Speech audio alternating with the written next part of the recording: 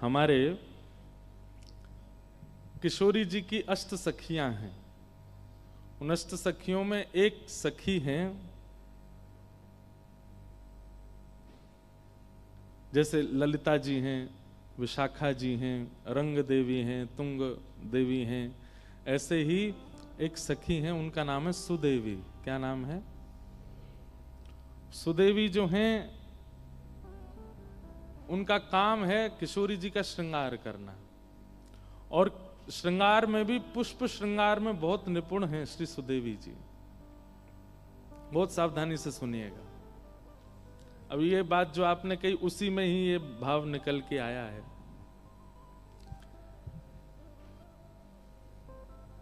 हमारे मन में आज कथा में आ रहे थे तो कोई भाव आया, अब मैं सोच रहा हूं कि बोलूं कि नहीं। जैसे सप्तनिधियों का पद हमने यहां लिखा, आज मन हो रहा है कि अष्ट सखियों का पद भी एक लिखें।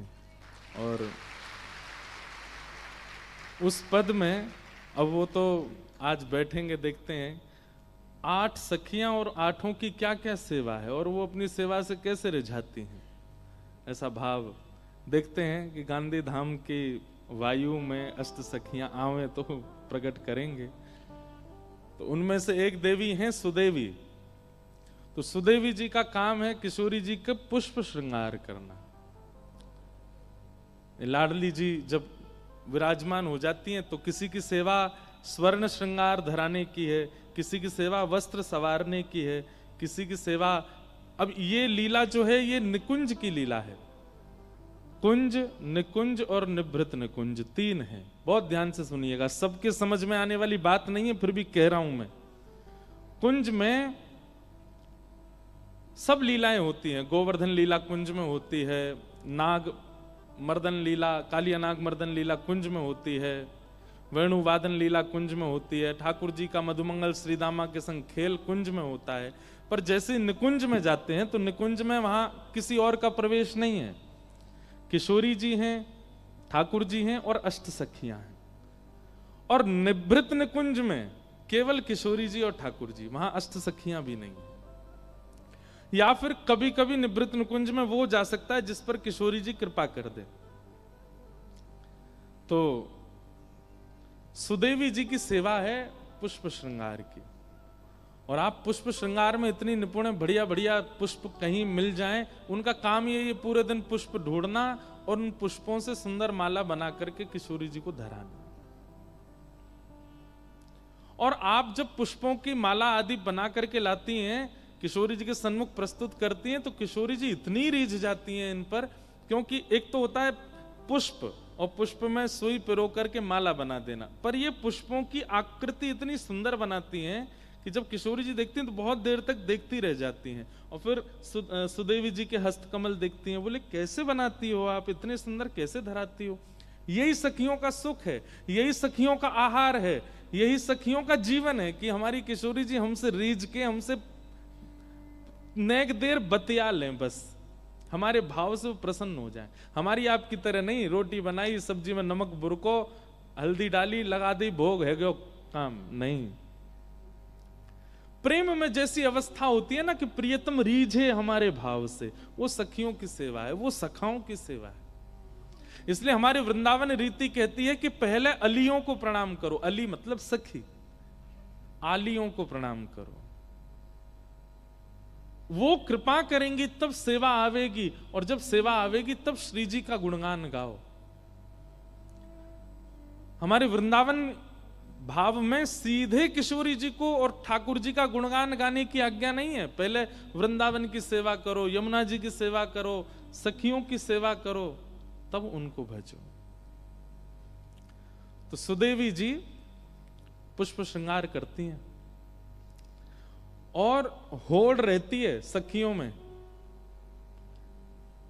कि जिनको स्वर्ण का श्रृंगार करना होता है तो स्वर्ण के ऐसे ऐसे आभूषण बना करके लाती हैं, किशोरी जी को पधराती हैं। किशोरी जी खुश हो जाती हैं, आहा कितने सुंदर लग रहे हैं।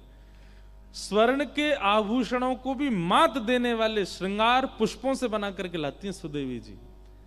जब सुदेवी जी का श्रृंगार देखती हैं तो किशोरी जी स्वर्ण के आभूषण उतार देती हैं, पुष्प के आभूषण इतने अच्छे लगते हैं। वैसे स्वर्ण के चांदी के रत्नों के श्रृंगार हम मानवों को ज्यादा प्रिय हैं, पर हमारे वृंदावन चंद्र ठाकुर जी को और किशोरी जी को तो वनमाली भेष बहुत अच्छा लगता है। वन के विविध विविध पत्र हों, पुष्प हों, उनसे श्रृंगार उनको बहुत प्रिय लगता है। ऐसा कहते हैं कि श्री सुदेवी जी जब शीतकाल आता है ना, तो सर्दियों में ठाकुर जी माला नहीं पहनते, सर्दियों में ठाकुर जी पुष्प का श्रृंगार नहीं धारण करते। क्यों? शीतल होते हैं, तो ठाकुर जी को धराएंगे तो ठंड लगेगी। तो सुदेवी जी शीतकाल के समय में मूर्छा में ही रहती हैं। क्यों? क्योंकि सेवा कर नहीं पा रही, ठाकुर जी को दे नहीं पा रहे।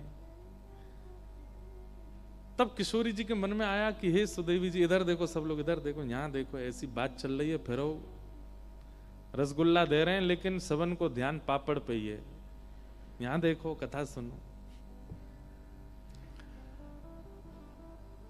क्या बता रहा था मैं? हाँ, तो किशोरी जी ने जब देखा कि सुदेवी जी ये हमेशा शीतकाल के समय पर विरह में चली जाती हैं, इनको मूर्छा आने लग जाती है। क्यों? सेवा ही नहीं है, पुष्प की सेवा है और वो अब शीतकाल में पुष्प धरा नहीं सकते। तो फिर किशोरी जी कहती हैं इनको दूसरी कोई सेवा दी जाए। क्या सेवा दें जिससे इनकी शीतकाल में भी सेवा हुआ करे? तो सुदेवी जी की एक सेवा है सुख और सारी।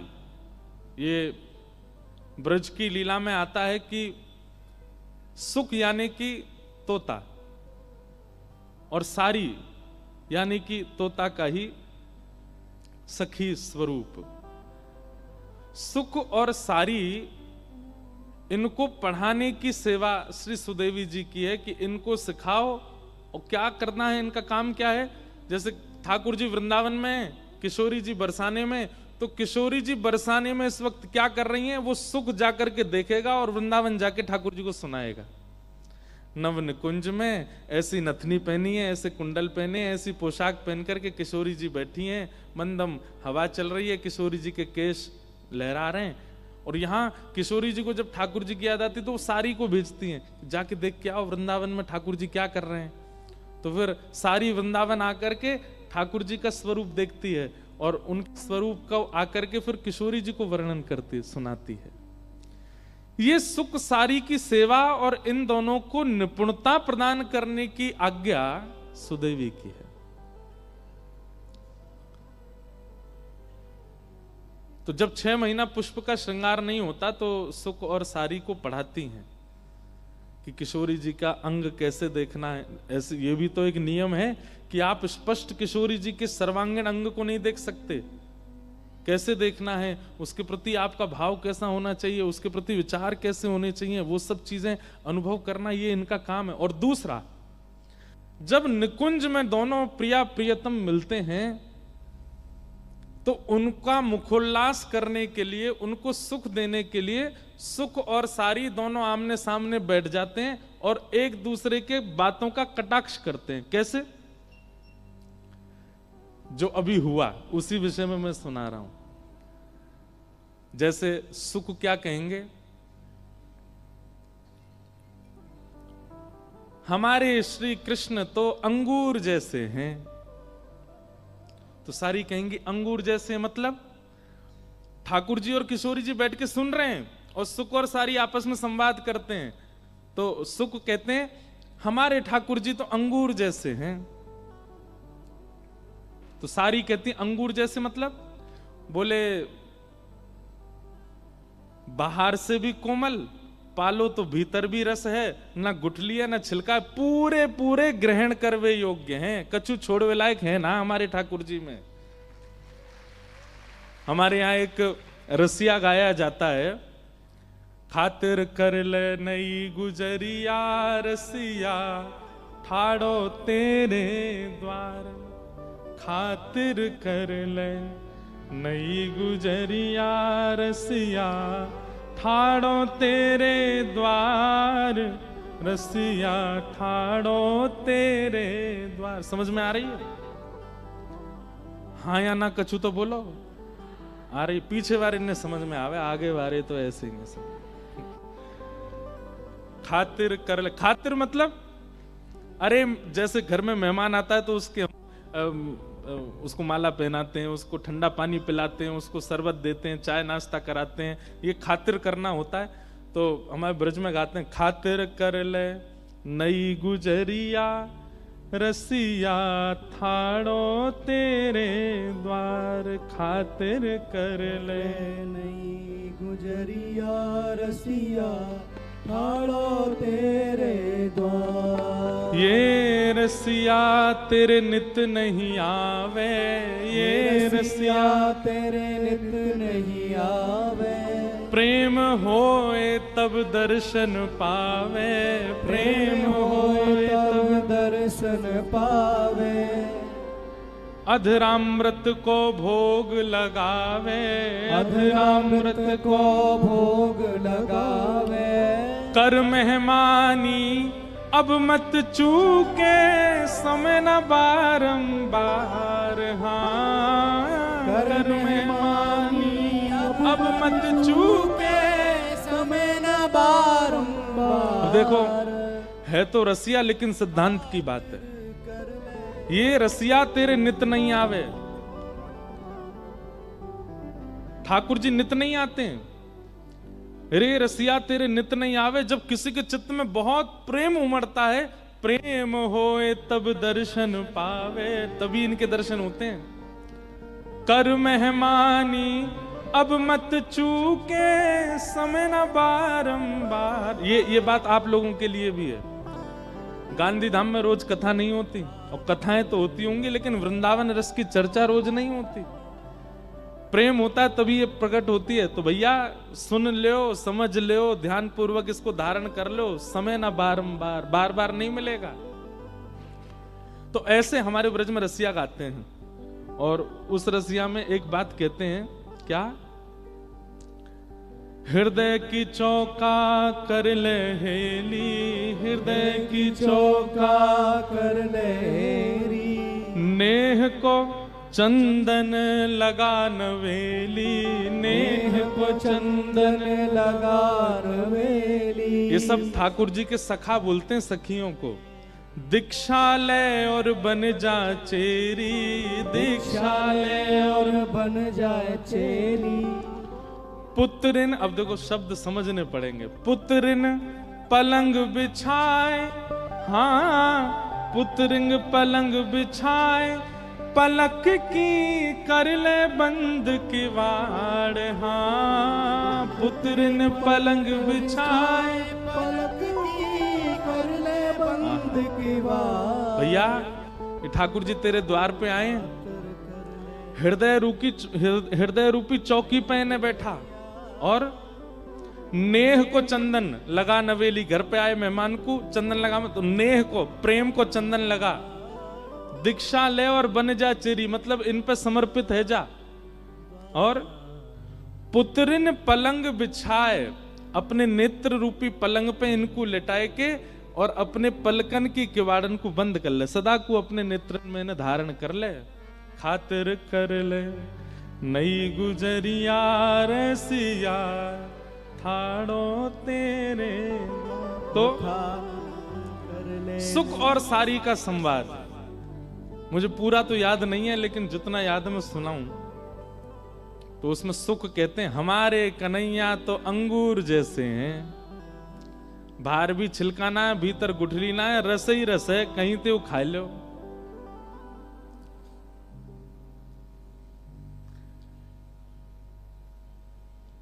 बैठ जाओ भैया, जहां जा कुछ जगह मिले वहीं बैठ जाओ। इतने में अब सारी क्या बोलती हैं? अब सुख ने जो बात कही है सारी को वो काटनी है, तो सारी कहती हैं, बोले देखो एक बात तो सुख तुम्हारी मानेंगे। बोले कहा, लाला तुम्हारो रस्ते भरो भयो, ये बात तो हम मानेंगे, पर जे अंगूर ना है। बोले तो फिर? बोले जी गन्ना है, गन्ना। कौन? गन्ना। और गन्ना को स्वरूप का होवे? सुन लो भैया, ने कहा जोड़ू तुम्हारे, सुन लियो ने कथा। सुख ने कही हमारे लाला अंगूर हैं, तो सारी कह रही हैं अंगूर नहीं है तो रसयुक्त, पर ये गन्ना है। तो सुख बोले गन्ना कैसे? बोले रस तो इनमें है, लेकिन जब तक इनको मीड़ो नहीं जाएगा तब तक निकरे ना है। या हमारे हम सखीन के हत्ते इनको चढ़ानो पड़े, इनके कान मरोड़ने पड़े, इनकी वंशी चुरानी पड़े, कभी इनको मुकुट चुरानो पड़े, कभी इनकी पीतांबरी लेके भागनो पड़े। जब तक मीड़ोगे नहीं तब तक इनमें ते रस निकलेगो नहीं। या हमारे हमको इनको गारी सुनानी पड़े। ये है सुख सारी का संवाद। अब सुख कहेगा एक बात, सारी उस पर अपना भाव देगी। और अब इतने जैसी आपने ताली बजाई ऐसे किशोरी जी ताली बजाती, वाह वाह वाह सारी जीत गई हमारी। तो फिर ठाकुर जी कहते हैं ए सुख नाक कट रही है हमारी, कछु बोल भाई बढ़िया। तो फिर सुख कहे ए सारी तू जाने ना है, वो तो हमारो लाला बड़ो कृपालु है, हमारो लाला बड़ो भक्त वत्सल है। तुम सबन की गारी, तुम सबन की ओछी वाणी, तुम सबन की हरकत जो है कहा है काउदना अगर पूतना वाले हाथ दिखा दिए ना, हमारे ब्रज में पूतना आई, अघासुर आयो, बकासुर आयो, कालिया नाग आयो, सबन को मार दियो लाला ने। गिरिराज पर्वत उठाई लियो हमारे लाला ने। तू जाने ना है अभी हमारे लाला के बले। जैसे ही कही कि भैया इनने पूतना मारी है, घासुर मारो, धेनुकासुर मारो, और देख पूरे ब्रज में इनको सब राजा की तरह पूजें। यदि ये नहीं होते तो हमारो ब्रज कब को नष्ट हो चुका होता। तब सारी बोलती हैं तेरे लाला ने गिरिराज जी उठाए? बोले हाँ। वो इकन्नी उंगली पे और इकन्नी उंगली के नख पे गिरिराज जी उठाए।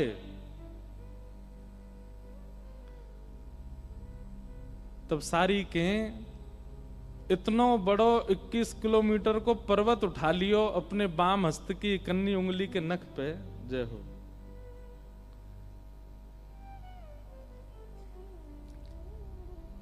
हमारे मध्य पूज्य श्री तीकम महाराज जी पधारे हैं, आपको बारंबार प्रणाम।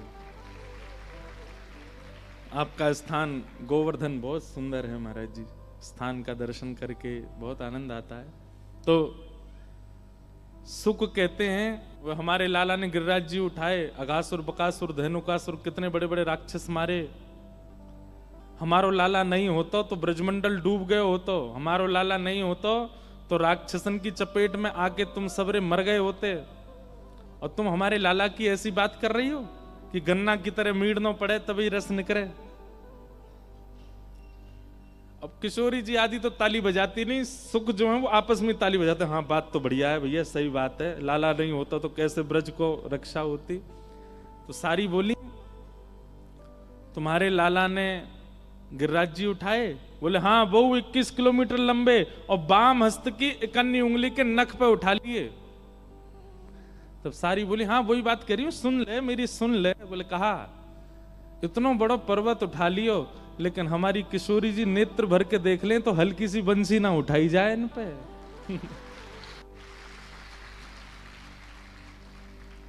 वो भाव कहते हैं ना, जब देखी वृषभानुजा हिय विच उठी हूक, वंशी रह गई हाथ में फिर न लागी फूंक। सारी बोली अरे भैया वो एक इकन्नी उंगली पर उठा लियो, लेकिन यहाँ दो दो हाथ लगाने पड़े तब वो बंसी उठे ना है।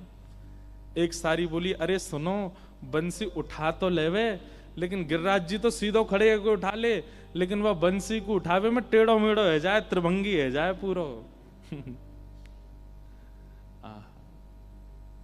किशोरी जी फिर ताली बजाती हैं।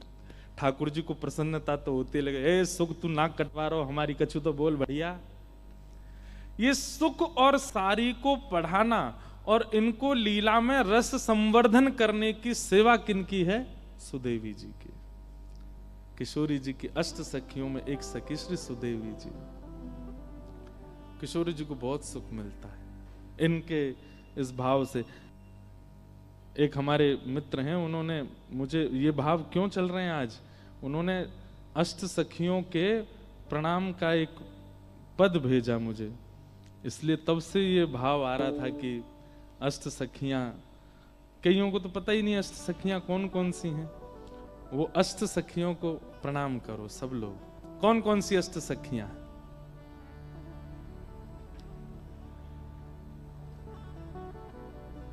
जय जय जय प्रिया अष्ट सहेली, जय जय जय प्रिया अष्ट सहेली, जय जय जय प्रिया अष्ट सहेली, जय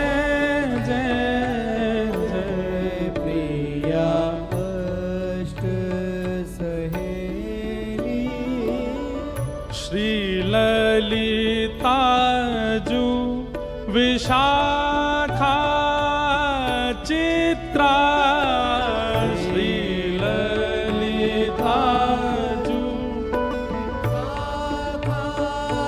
चित्रा, सब गाओ। श्री ललिता जू विशाखा चित्रा,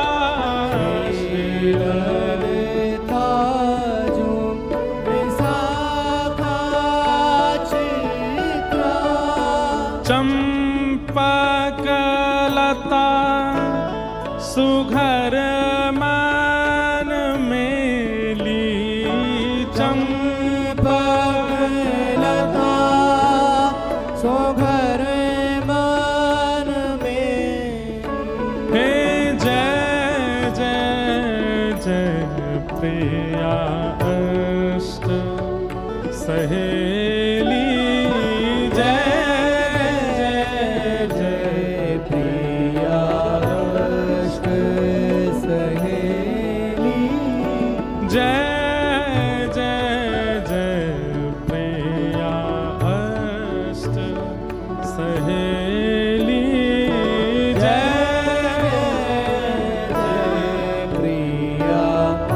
आपको एक बात बताएं, ठाकुर जी के श्रृंगार में जाने से पूर्व, भोग की सेवा में जाने से पूर्व, शयन कराने से पूर्व, जलझारी धराने से पूर्व, उत्सव प्रारंभ करने से पूर्व इन अष्ट सखियों को प्रणाम सबको करना चाहिए।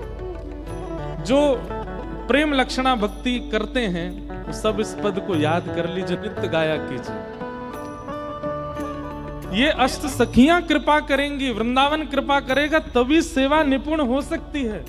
जय जय जय प्रिया अष्ट सहेली, जय जय जय प्रिया अष्ट सहेली, तुंग विद्या इंदु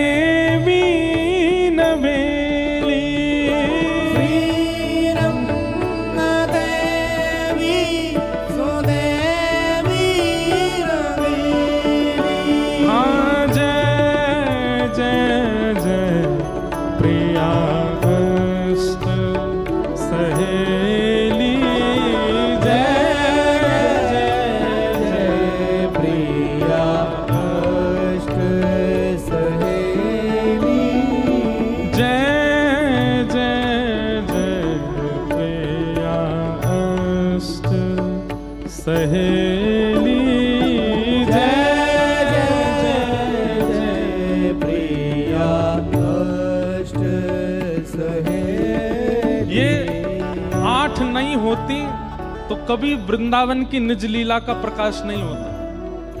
हमारे ब्रज की भाव ऐसा कहते हैं कि श्री प्रिया प्रियतम अपने सुख के लिए कोई लीला नहीं करते हैं। दर्पण हाथ लिए नंद नंदन किशोरी जी से पूछ रहे हैं तुम सुंदर हो कि मैं सुंदर हो बताओ।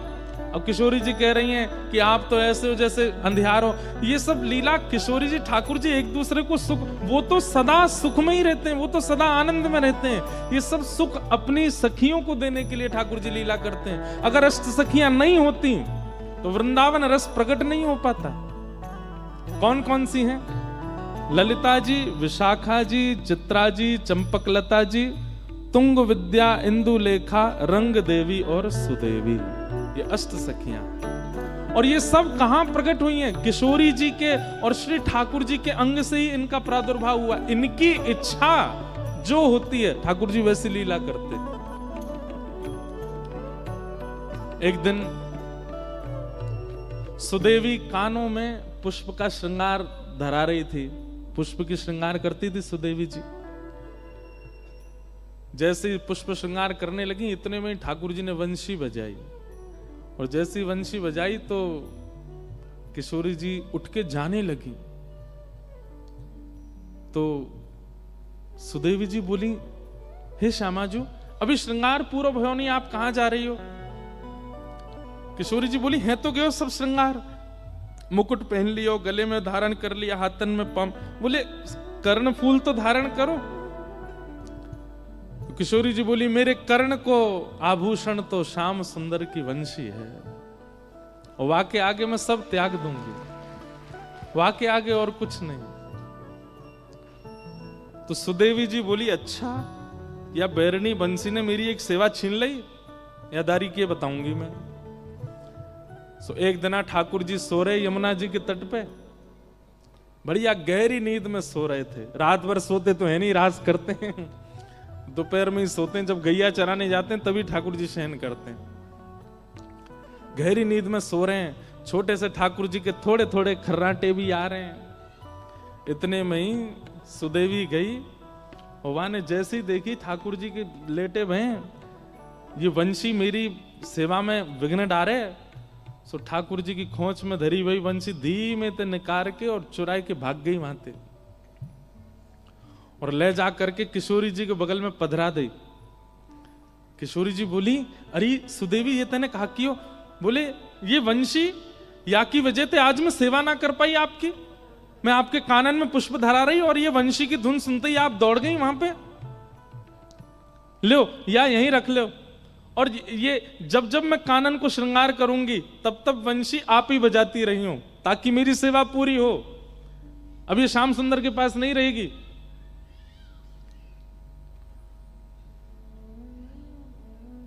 इतने में ठाकुर जी की नींद खुल गई, और ठाकुर जी को सबसे ज्यादा प्यारी वंशी है। उठते ही ठाकुर जी ने, सब देखो मेरी बंसी कहां गई, ढूंढने लगे, नहीं मिली। तो ठाकुर जी को तो पता है कि कोई भी चीज मेरी चुरावे की, मैं सबसे बड़ा चोर, मेरी वस्तु चुरावे की सामर्थ्य केवल और केवल ये अष्ट सखीन में, और कोई में नहीं है। तो ठाकुर जी कहीं जाते भी नहीं है और कहीं ढूंढने, सीधे वहीं पहुंचते हैं कुंज में। किशोरी जी बैठी हैं, सुदेवी जी सुंदर श्रृंगार कर रही हैं, ललिता विशाखा पंखा जल रही हैं, आदि आदि सेवा चल रही है। इतने में ठाकुर जी गए, हाथ आग करके बोले, दे दो। नाम नहीं बोला सामग्री का, केवल हाथ आग कह रहे, दे दो। इतने में सुदेवी बोली, हम पे ना आए। ठाकुर जी बोले, कहां ना आए? बोले, जो तुम मांग रहे हो वही ना आए। ठाकुर जी, तुम्हें कैसे पता मैं कहां मांग रहा हूं? बोले, हमें ना पता तुम कहां मांग रहे हो, पर जो भी मांग रहे हो वो हम पे ना आए। श्यामाजू देखो, आप सब लीला करो, सेवा करो, सब आनंद, मेरी वंशी मत ले करो, या मुंह को दे दो, मुंह पता है आपके पास धरी है। इतने में किशोरी जी ने वंशी निकारी। सुदेवी जी बोली, शी जी आप पे भी मान करनो ना आवे, आप पे भी नेक नेक देर खिलानो ना आवे, नेक में ही कछु सामग्री लाओ, नेक में ही दे दें, प्रस्तुत कर दें। नेक भी इन्हें डरा के तो रखा करो, नेक नहीं तो सिर पर चढ़ जाएंगे जी हमारे। वंश ला के मैंने दी, एक आध 2 दिन बाद धरी रखती, नेक में निकाल के दे दी। ऐसी हमारी भोली सी किशोरी जी। सुदेवी जी बोली, हे श्याम सुंदर, वंशी हमारी श्यामाजू के पास है और हमारी श्यामाजू जा पे एक बार हाथ धर दें वो फिर इन्हीं की है जाए। अब जी इन्हीं की है। अब या वंशी को नाद आज तक तुमने कियो, अब तक किशोरी जी करेंगी। ठाकुर जी मुस्कुरा के बोले, जे इन पे बजेगी ना, ये बजा ही ना पाएंगे। इतने में सब सखी आई और आंख निकाल करके ठाकुर जी को देखने लगी। हमारी किशोरी जी कोई चीज में निपुण नहीं है, ऐसा है ही ना सके। ये गायन करें तो सरस्वती कान लगा के सुने, ये वीणा बजावे तो वीणाधारी बड़े बड़े गंधर्व जन सामने नतमस्तक है जाएं। अरे गानों बजानों तो बहुत दूर की बात है, हमारी श्री जी जब चले ना, उनके पामन में बंधे हुए नूपुरन के स्वर पे राग रागनी नृत्य करें, और तुम कह रहे हो हमारी श्री जी नेक्सी सी बंसी ना बजा पाएंगी।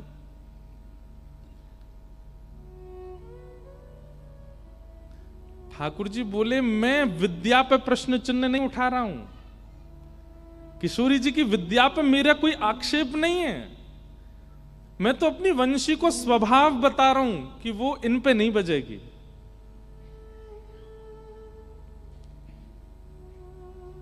सुदेवी जी बोली, श्यामाजू आप दिखाए दो इन्हें, नेक बजाए दो, वंशी बजाए दो नेक। रुको तुम अभी बजा। ठाकुर जी खड़े गए, बजाओ, मैं भी देख रहा हूं, बजाओ। आज अगर ये बज जाए तो मैं भी नंद को लाला नहीं। सुदेवी बोली, ऐसा है सके कि भैया इनने कहीं सौगंध वोगंध दे दी हो। सुदेवी बोली, हरी पत्ती सामने कसम उतारी राम ने। हरी वंशी तो पे जितनी कसम चढ़ी है सब उतर गई आज, तो को बजनो ही है आज, किशोरी जी बजाएंगी। ठाकुर जी खड़े बोले, मैं हूं देखूं। अरे भैया कोई सौगंध नहीं है, कछू नहीं है, फिर भी बजा जाएंगे। किशोरी जी ने जैसे अधर पर वंशी धारण करी, और वंशी धारण करके अपने कोमल मुखमंडल से जैसे ही प्राण पिरोए, नहीं बची। किशोरी जी ने सबरी उंगली फेर ली, लेकिन वंशी नहीं बची। ये दृश्य देख करके ललिता विशाखा सब आश्चर्यचकित है गई। हे श्यामाजू, ऐसा कौन सा साज है, ऐसा कौन सा वाद्य है? अरे हमारी किशोरी जी को इतना श्रम भी ना करना पड़े। अरे अधर पर धारण हेती वंशी अपने आप स्वतः बजने लग जाए, हाथन में आती वीणा अपने आप स्वर प्रकट करने लगे, और ये वंशी बज नहीं रही है। ठाकुर जी सामने खड़े खड़े मुस्कुरा रहे हैं। ए सुदेवी, बहुत देर रही खड़े खड़े, एक सिंहासन लगा, मैं हूं बैठूं, देखूं ने कहा देर तो आनंद करूं। ठाकुर जी ने खूब आज आनंद कर रहे हैं, किशोरी जी नहीं बजा पाए। सब ने प्रयास कर लिए, लेकिन अंत में ठाकुर जी बोले, अब वापस दे दो, जो वस्तु आपसे बजी ही नहीं रही है, आपके प्रयोग की नहीं है, वह वो दे दो। अंत में किशोरी जी बोली, सुदेवी देते हो। और सुदेवी जी ले जाकर के वंशी ठाकुर जी को दे। जैसे ही ठाकुर जी ने अधर पर धारण करी और कोमल उंगलियों से छिद्रों को आच्छादित किया, बज उठी वंशी। आज पहली बार ऐसा हुआ कि वंशी नाद सुन करके गोपियों को, इन सखियों को आनंद नहीं, क्रोध आ रहा है।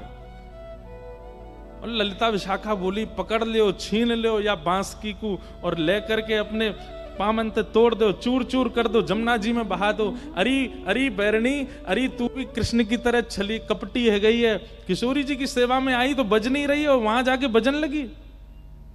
ठाकुर जी ने हृदय से लगा लियो, मेरी वंशी को दोष मत दो, तो किशोरी जी के हाथ में क्यों नहीं बजी? ठाकुर जी बोले, ये स्वर से ना बजे, ये फूंक से ना बजे, ये तो भाव से बजे। और या को मतलब ये नहीं है कि किशोरी जी में भाव नहीं है, ताली मत बजाइयो भैया, हाथ जोड़ू तुम्हारे। गलत अर्थ मत लगाओ।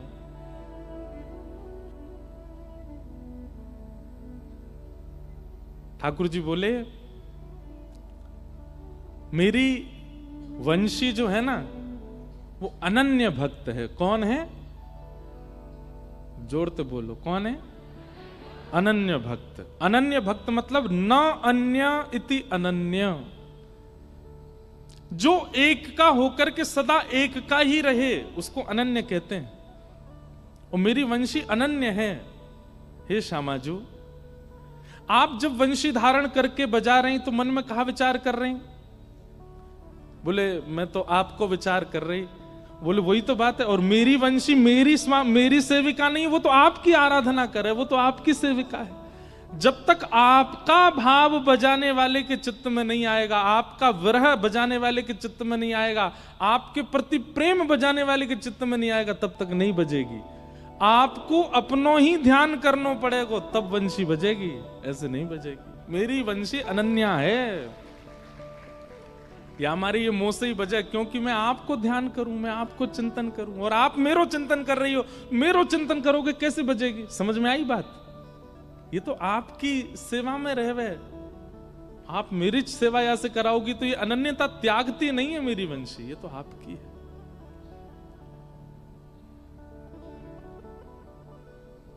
सुदेवी जी को मौत छोटा सा रहेगा, ठाकुर जी अपनी वंशी लेकर के निकल गए। जय जय जय प्रिया सहेली, जय जय जय प्रिया अष्ट सहेली, एक एक की अष्ट अष्ट आली, एक एक की अष्ट अष्ट आली। क्या समझे? किशोरी जी की अष्ट सखियां हैं, और इन आठों में एक एक की आठ आठ सखियां और हैं। ललिता जी की अष्ट सखियां और हैं, विशाखा जी की अष्ट सखियां हैं, इंदुलेखा जी की अष्ट सखियां हैं, चित्रा सखी की अष्ट सखियां हैं, सुदेवी जी की अष्ट सखियां हैं। इन सबकी भी आठ आठ सखियां अलग अलग हैं। एक एक की अष्ट अष्ट आली, एक एक की अष्ट अष्ट आली। और कैसी हैं? वय सौंदर्य सुहाग सुवेली, वय सौंदर्य सुहाग सुवेली, हे वय सौंदर्य सुहाग सुवेली,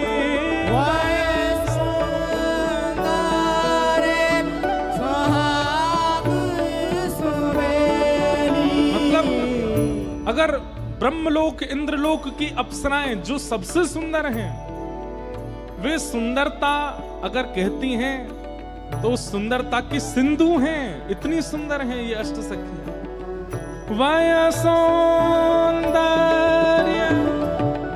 सुहाग सुबेली, वय सौंदर्य सुहाग सुवेली, जय जय जय प्रिया अष्ट सहेली, जय जय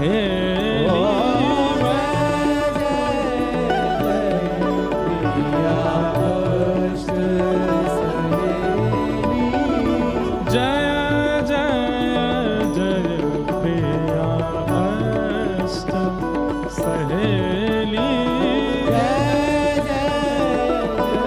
प्रिया अष्ट सहेली। और इन आठों सखियों का कर्म क्या है, करती क्या है? सेवा तत्पर लाल लढ़ेती, सेवा तत्पर लाल लढ़ेती। अब इतनी सेवा में तत्परता शायद और कहीं नहीं हो सकती। किशोरी जी का श्रृंगार किया है ठाकुर जी ने, आज पत्रावली ठाकुर जी ने बनाई है, केश ठाकुर जी ने गूथे हैं, किशोरी जी के नेत्रन में काजल ठाकुर जी ने पधरायो है। और जैसे ही ठाकुर जी किशोरी जी को दर्पण दिखाते हैं, हे श्यामाजू ने देखो कैसी लग रही हो, तो और दिन तो अपना रूप देखती हैं, लेकिन ठाकुर जी ने श्रृंगार किया है, इसलिए अपने रूप पर इतनी मोहित हो गई किशोरी जी कि अपने रूप को अपलक नेत्रों से देख रही हैं। और रूप में जो एक एक श्रृंगार है ना, उसको इतने ध्यान से देख रही हैं। ये जो काजल हैं, ये श्याम सुंदर ने अपने हाथन से लगाए हैं। ये जो मुख पे लालिमा है, ये श्याम सुंदर ने पधराई है। ये केश श्याम सुंदर ने गूंथे हैं। ये कानन में कर्णफूल श्याम सुंदर तोड़ करके लाके लगाए हैं। इतनी आतुर है गई कि आज पूरा दिन व्यतीत है गया अपने मुख को देखते देखते। तो दर्पण में जो स्वरूप था, उस स्वरूप से रहा नहीं गया। किशोरी जी कहने लगी, हे ललिते, तुम कितनी सुंदर हो। इतने में ही दर्पण का किशोरी जी का प्रतिबिंब ही प्रकट हो गया और श्री ललिता जी के रूप में व्यवस्थित हो गया। श्री ललिता जी के रूप में वो आ गया। श्री ललिता जी, अब सोचो, एक तो होता है सेवा में सुख का ध्यान रखना, पर सेवा में अपना प्रतिबिंब ही प्रिय लग जाए तो वो प्रतिबिंब भी अपने आप को रोक ना पाए कि मैं इनको प्रिय लग गया हूं, मैं इस कांच में कैसे टिक सकता हूं। तुरंत निकल करके ललिता जी के रूप में प्रकट हो गई। ये हैं सखियां।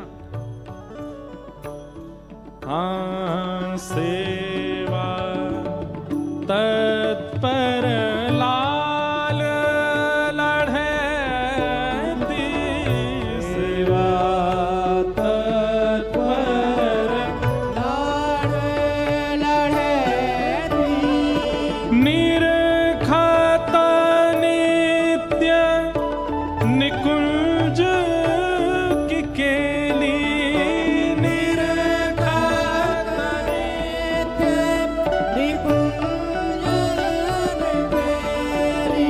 हे जय जय जय प्रिया अष्ट सहेली, जय जय जय प्रिया अष्ट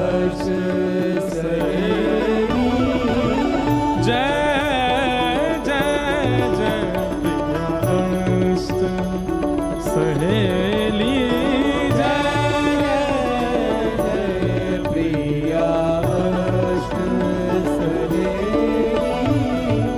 सरस माधुरी शरण तिहारी, सरस माधुरी शरण तिहारी, सरस माधुरी शरण तिहारी, सरस माधुरी शरण तिहारी। देव जुगल पद रतियाल बेली, देव जुगल पद रतियाल हे देव जुगल पद रतियाल बेली, जुगल पद रतियाल हाँ, जय जय जय प्रिया अष्ट सहेली, जय जय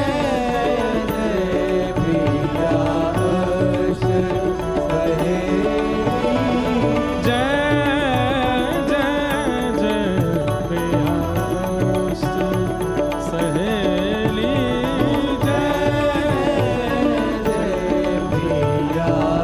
जय जय प्रिया, जय जय प्रिया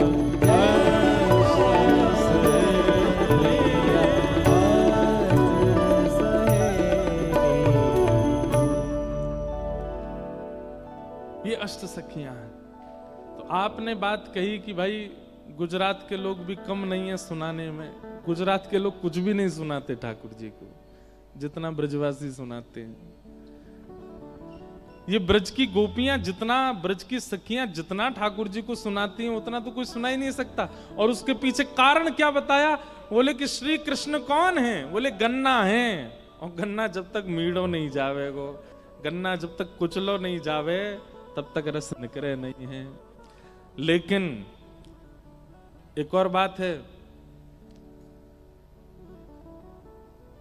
रस पिलाने वाला ही कुचलता है गन्ना को, पीने वाले नहीं कुचलते। पीने वाले तो केवल देखते, आप पीने वाले हो, हम पिलाने वाले हैं। हम कह सकते हैं, आप नहीं कह सकते। कहीं हमारी तरह आप द्वारिकाधीश को जाकर के कुछ ताने दोगे तो महाराज सुदर्शन चक्र है हाथ में, पीछे पड़ जाएगा। मैं एक बात कथा में कहा करता हूं कि जिसने अतीत में प्रेम दिया हो उसको क्रोध करने का अधिकार होता है। जिसने अतीत में प्रेम दिया हो उसको लड़ने का अधिकार होता है, उसको झगड़ने का अधिकार होता है। पर जिसने प्रेम ही नहीं दिया वो अगर लड़ने आ जाए तो वो विवादित वार्ता होती है, वो विवाद हो जाता है, उस पर केस चल जाता है, वो प्रसंग फिर स्वीकार्य नहीं होता। पधारो, हमारे कीर्तिदान जी आए हैं, खूब आनंद।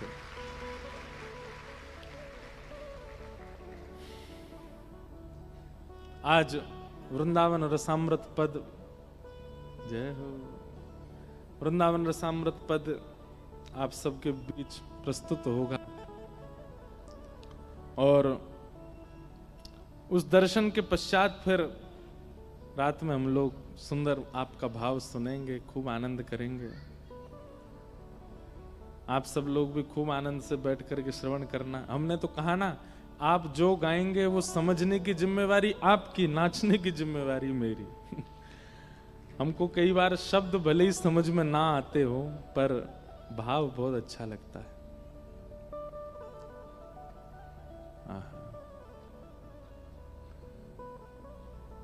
मथुरा ना राजा थया चो,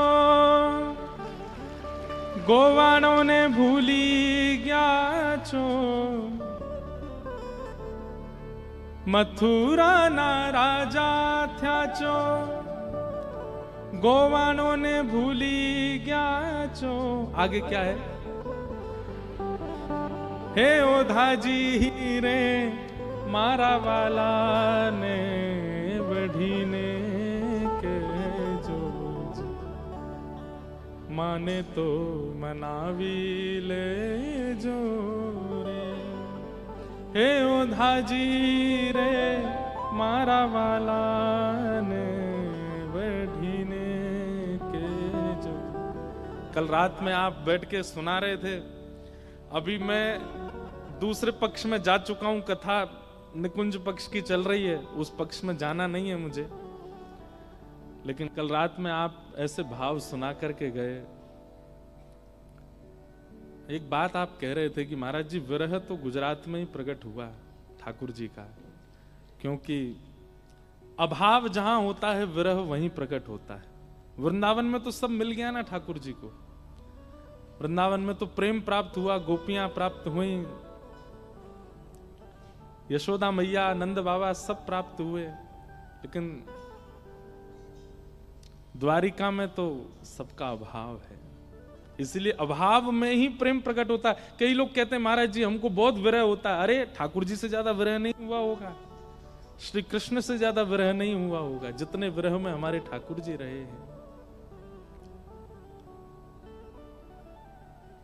हमारे नंदलाल जी भी बैठे हैं, ये तो आपके कच्छ के ही हैं, गांधीधाम के पास के। इन्होंने एक बहुत सुंदर वो बरसाने की छोरी करके इशारों बुलाए, उसका इन्होंने ठाकुर जी का वर्जन निकाला है। बहुत अच्छा, मैंने सुना, खूब बढ़िया लग रहा था। तो प्रथम अर्चना अलियों की है, सखियों की है। ये ललिता जी हुई, विशाखा जी हुई। ललिता जी कैसे प्रकट हुई मैंने बताया कि किशोरी जी का ही प्रतिबिंब स्वरूप, उन्हें देखकर के किशोरी जी के मन में भाव आया कि ये स्वरूप सदा मेरे सन्मुख रहे। एक प्रकार से कह दूं तो कोई अतिशयुक्ति नहीं। ललिता जी कौन है? किशोरी जी का ठाकुर जी के द्वारा किया गया श्रृंगार ही प्रतिबिंब में जो प्रकट है वो श्री ललिता जी हैं।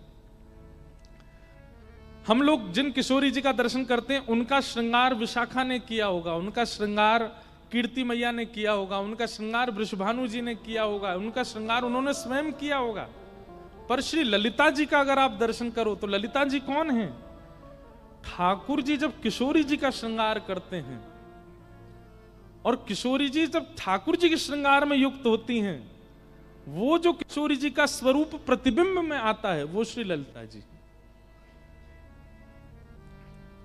वो ललिता सखी।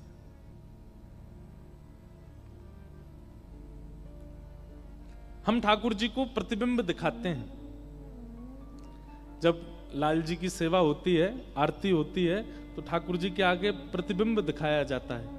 प्रतिबिंब दिखाने का तात्पर्य क्या होता है कि ठाकुर जी का जो प्रतिबिंब स्वरूप है वो किशोरी जी हैं। देखो बहुत ध्यान से सुनिएगा। लोग बाग कहते हैं, और कई आपके गुजरात के लोग भी कह सकते हैं, बोले ठाकुर जी ने प्रेम श्री किशोरी जी से किया तो फिर विवाह रुक्मणी जी से क्यों? एक बात कह दें, विवाह उससे किया जाता है जो हमेशा हमसे अलग था, उसको अपना बनाया जाता है। पर जो हमारा ही है, जो हम ही हैं, अपनाया उसको जाता है जो हमसे विलग है। और जो हम में ही है, हम ही हैं, उसको अपनाने की कोई रिचुअल नहीं किया जाता। जो अपना ही है, जो हम ही हैं, उसके लिए कोई व्यवस्था नहीं की जाती है। सप्त फेरों की आवश्यकता नहीं है, उसके लिए कुछ विवाह का ये पूरा प्रकरण करने की आवश्यकता नहीं है। ये तो उसके लिए आवश्यक है जो अपना नहीं है। ठाकुर जी ने 16,108 विवाह किए, उनसे किए जो उनकी नहीं थी। हम ठाकुर जी के नहीं हैं, हमको स्वीकार करेंगे तो यह भी एक विवाह है। हम अभी ठाकुर जी के हम प्रयास करते हैं कि वो हमें प्रेम करें, हमें स्वीकार करें, क्योंकि हम उनके नहीं हैं। पर किशोरी जी वो तो नित्य श्याम सुंदर की हैं, कोई विलग नहीं है। कथा आती है कि भगवान एक दंपति को वचन दे चुके थे कि मैं तुम्हारे यहां पुत्र बनकर के आऊंगा। वो दंपति ही वसुदेव देव की थे। तभी ब्रह्मा जी के यहां 2 दंपति सेवा करते थे। उनकी सेवा से ब्रह्मा जी प्रसन्न हो गए। तो ब्रह्मा जी ने कहा वरदान मांगो, क्या चाहिए? बोले आपके इष्ट जो नारायण हैं ये हमारे यहां पुत्र बन करके आए हैं। ब्रह्मा जी बोले ठीक है, मैं ठाकुर जी से बात करूंगा। बोले बात नहीं, पहले हमें वचन दो।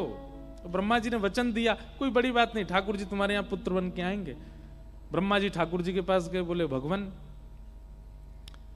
मेरे ब्रह्मलोक में 2 दंपति सेवा में हैं, उनकी एक ही इच्छा है कि आप उनके यहां पुत्र बन के जाओ।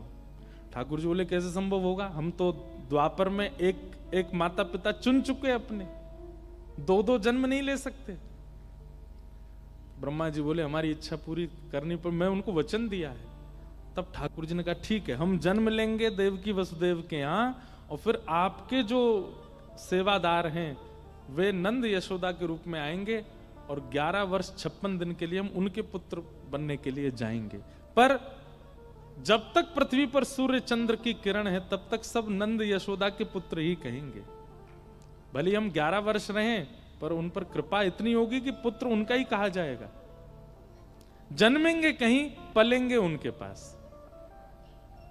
ब्रह्मा जी भी सोच में पड़ गए, लीला कैसे करोगे? ठाकुर जी बोले वो हम करेंगे, व्यवस्था जैसे भी होगी।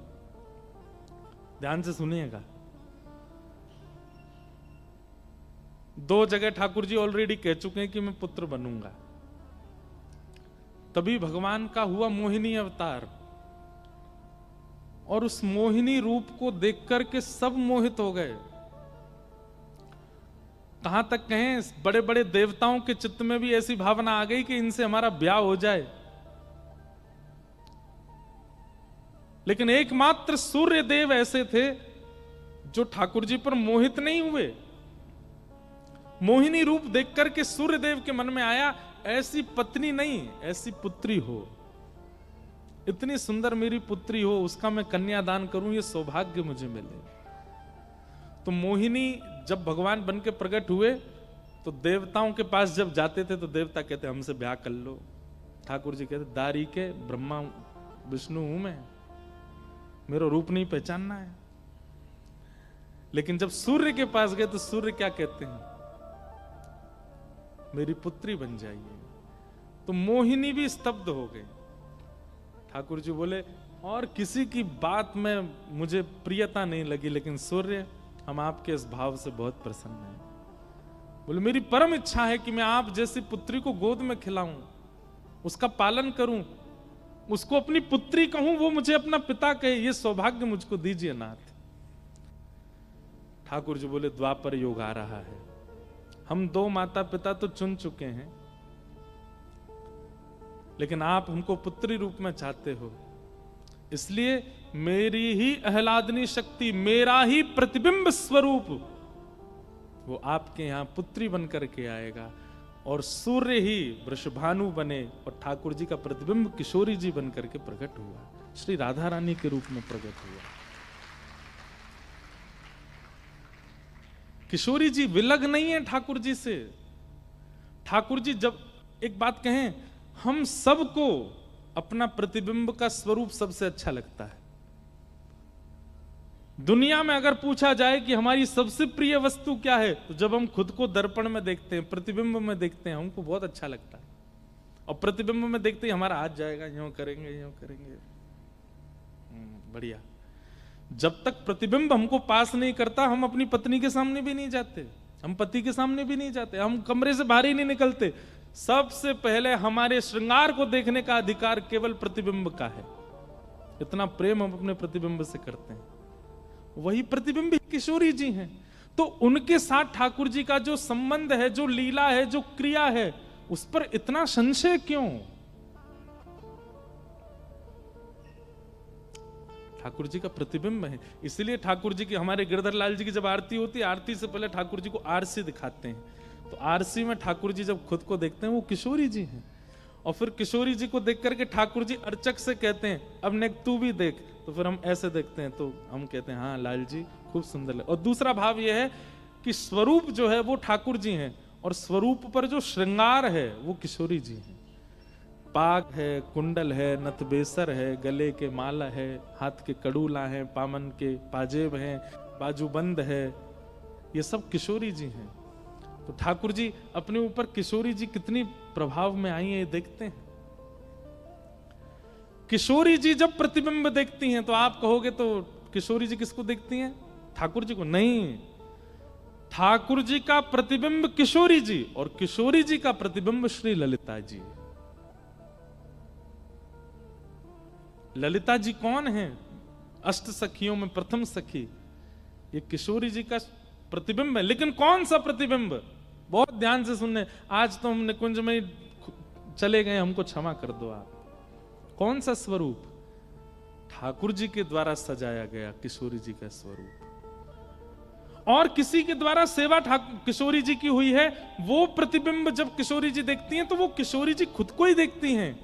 लेकिन जब श्रृंगार ठाकुर जी करते हैं, और उस समय जब प्रतिबिंब किशोरी जी देखती हैं, वो जो स्वरूप है वो ललिता जी, वो श्री ललिता जी।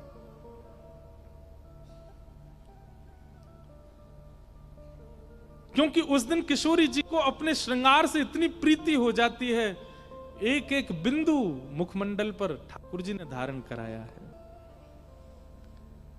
नैनन में ही राखूं पिया तो है, नैनन में ही राखूं पिया तो है, तुमरी एक रों की छवि पर, तुमरी एक रोम की छवि पर, जगत वार सब लाखों, जगत वार सब लाखों, नैनन में ही राखूं पिया तो, नैनन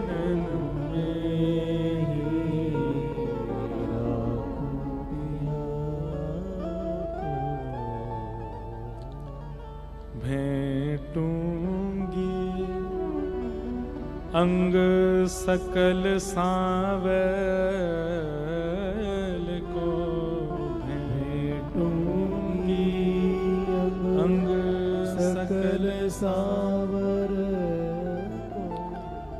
अधर सुधारस चाखूं, अधर सोदारस चाखूं, रसिक प्रीतम हित चित्त की बातें, रसिक हित चित्त की बात, रसिक प्रीतम हित चित्त की बातें, रसिक प्रीतम हित चित्त की बात, काहू सो नहीं भाकूं, काहू सो नहीं भाकूं, नैनन में ही राखूं पिया तुझे, नैनन में ही राखूं पिया। तो ठाकुर जी के द्वारा किया गया किशोरी जी का जो श्रृंगार है, वही श्रृंगार जब प्रतिबिंब में किशोरी जी देखती हैं तो प्रतिबिंब में जो स्वरूप दिखता है वही ललिता जी के रूप में प्रकट होता है। श्री विशाखा जी वो किशोरी जी का हास्य स्वरूप है। जब ये अष्ट सखियां कुछ विलग नहीं है, किशोरी जी के ही अलग अलग अंग की प्रतिभा, अलग अलग अंग की शोभा, अलग अलग उनकी मुद्रा ही इन स्वरूपों में प्रकट हो जाती है। और निकुंज में लीला विस्तृत हो, लीला प्रवाहित हो, उसकी जिम्मेवारी इनकी होती है कि लीला होती रहे निकुंज में। प्रिया प्रियतम सदा मिले रहें, कुछ ना कुछ लीला अनुसंधान करते रहें, ऐसी शोभा बढ़ती रहे।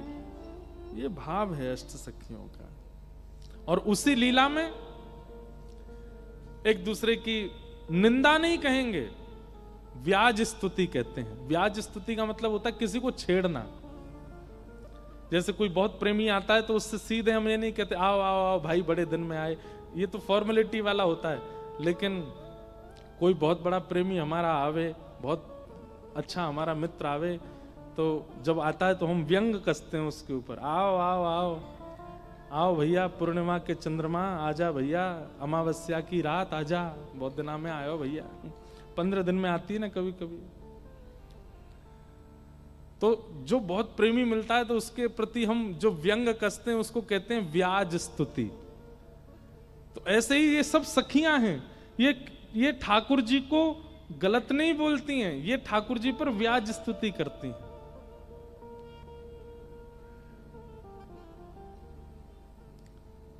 ये त्रिभंग लली जो ठाकुर जी का नाम है, ये कोई अच्छा संबोधन थोड़ी है। इसका मतलब क्या है? 3 जगह से जो भंग हैं, 3 जगह से जिनका शरीर टूटा हुआ है, उनको कहते हैं। लेकिन ये नाम रखा है गोपियों ने, आइए त्रिभंगी जी आइए। ठाकुर जी जब आते हैं क्यों बोले टेढ़े मेढ़े से खड़े रहते हैं, सीधे इन पर खड़ा हुआ नहीं जाता। एक पद गाते हैं हमारे रास में, रास में चल श्यामा प्यारी, बाट सब देखें ब्रज नारी।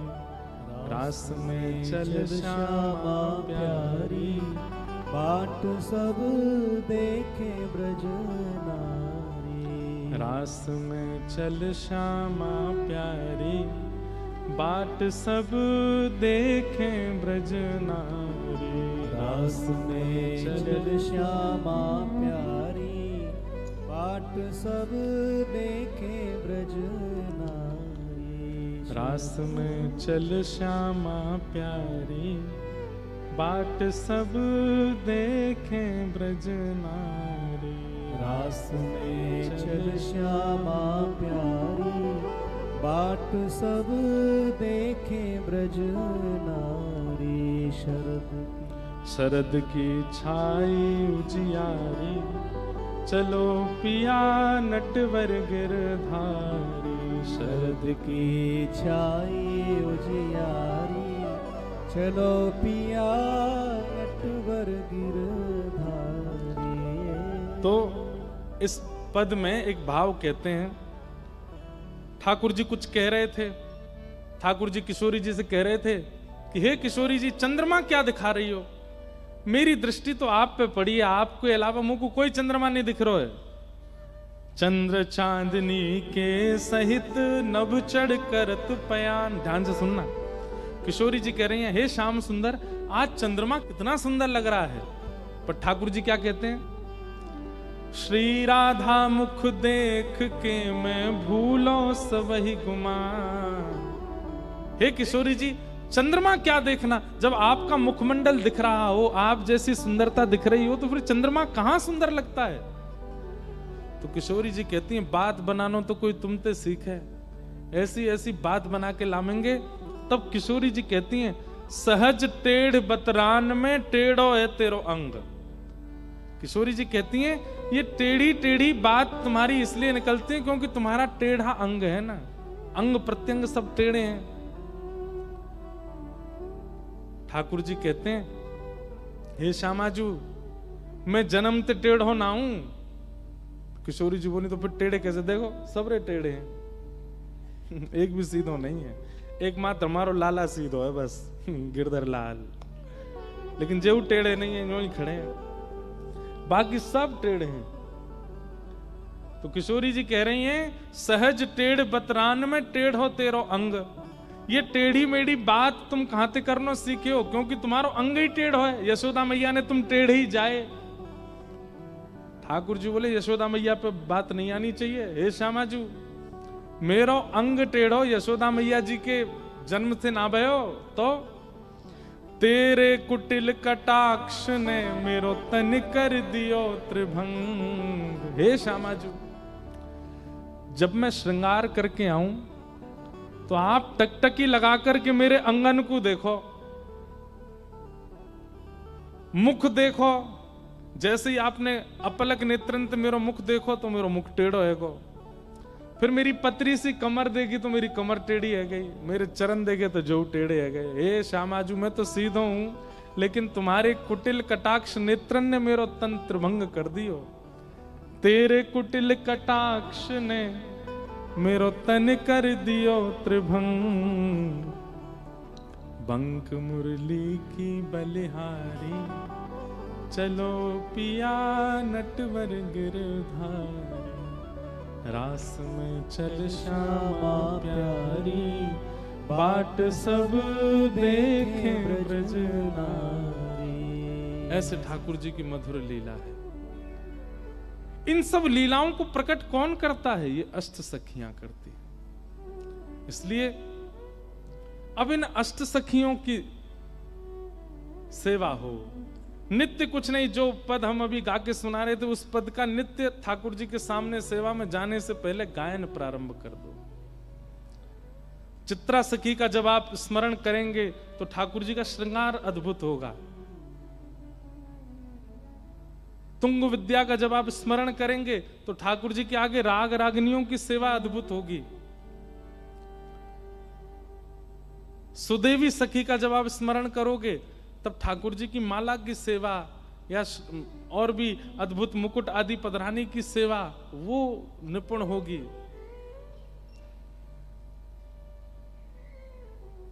ललिता विशाखा सखियों का चिंतन करोगे तो श्री ठाकुर जी के श्रृंगार के पश्चात उनकी मधुर लीला का अनुभव होगा। ये सब संभव कैसे होगा? इन सखियों की कृपा से होगा, नहीं तो संभव नहीं है। इसलिए हमारी वृंदावन रीति में प्रथम सखियन को मनाओ, सखियन की सेवा करो। ये सखी प्रसन्न होंगी तभी सेवा ठाकुर जी की प्राप्त होगी।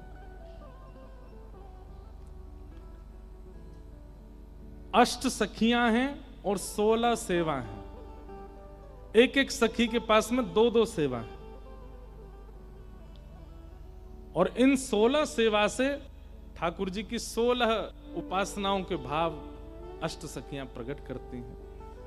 और फिर इन 8 की 8 सखियां हैं, वो सब सेवा में जाती हैं, तो वो सब नए नए भाव प्रकट करते हैं उनसे ठाकुर जी। और फिर ये अष्ट सखियां ही अष्टाचार्य के रूप में प्रकट हुई। ललिता जी स्वामी श्री हरदास जी के रूप में आई, तब उन्होंने श्री बिहारी जी को प्रकट किया। श्री विशाखा जी हरिराम व्यास जी के रूप में आई, उन्होंने जुगल किशोर जी को प्रकट किया।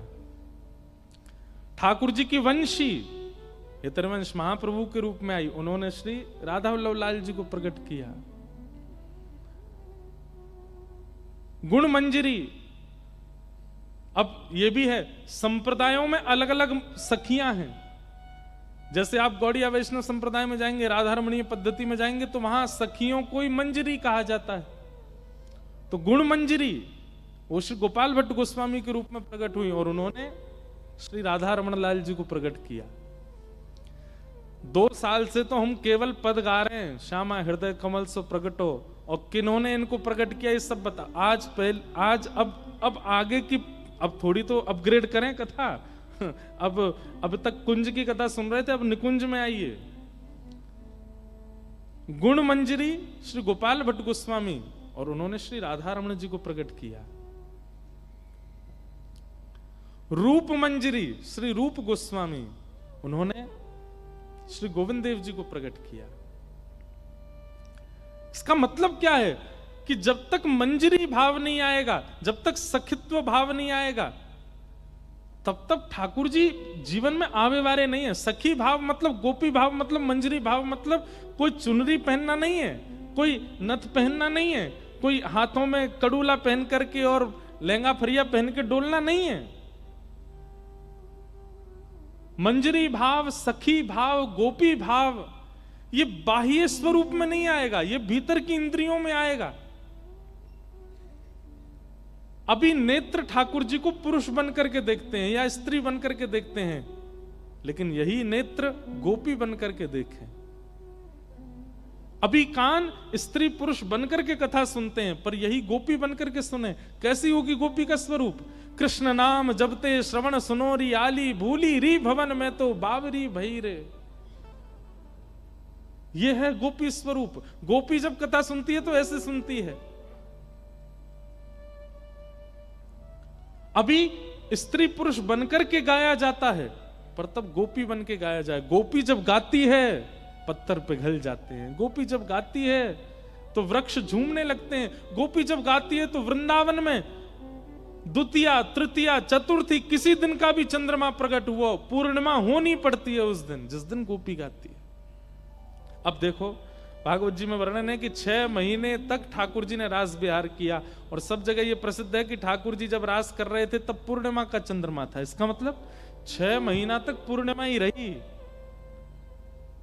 आपको पता है, आपके गुजरात में ही सोम यानी कि चंद्रमा ने यज्ञ किया, और तब महादेव ने प्रसन्न होकर के उन चंद्रमा को वरदान दिया।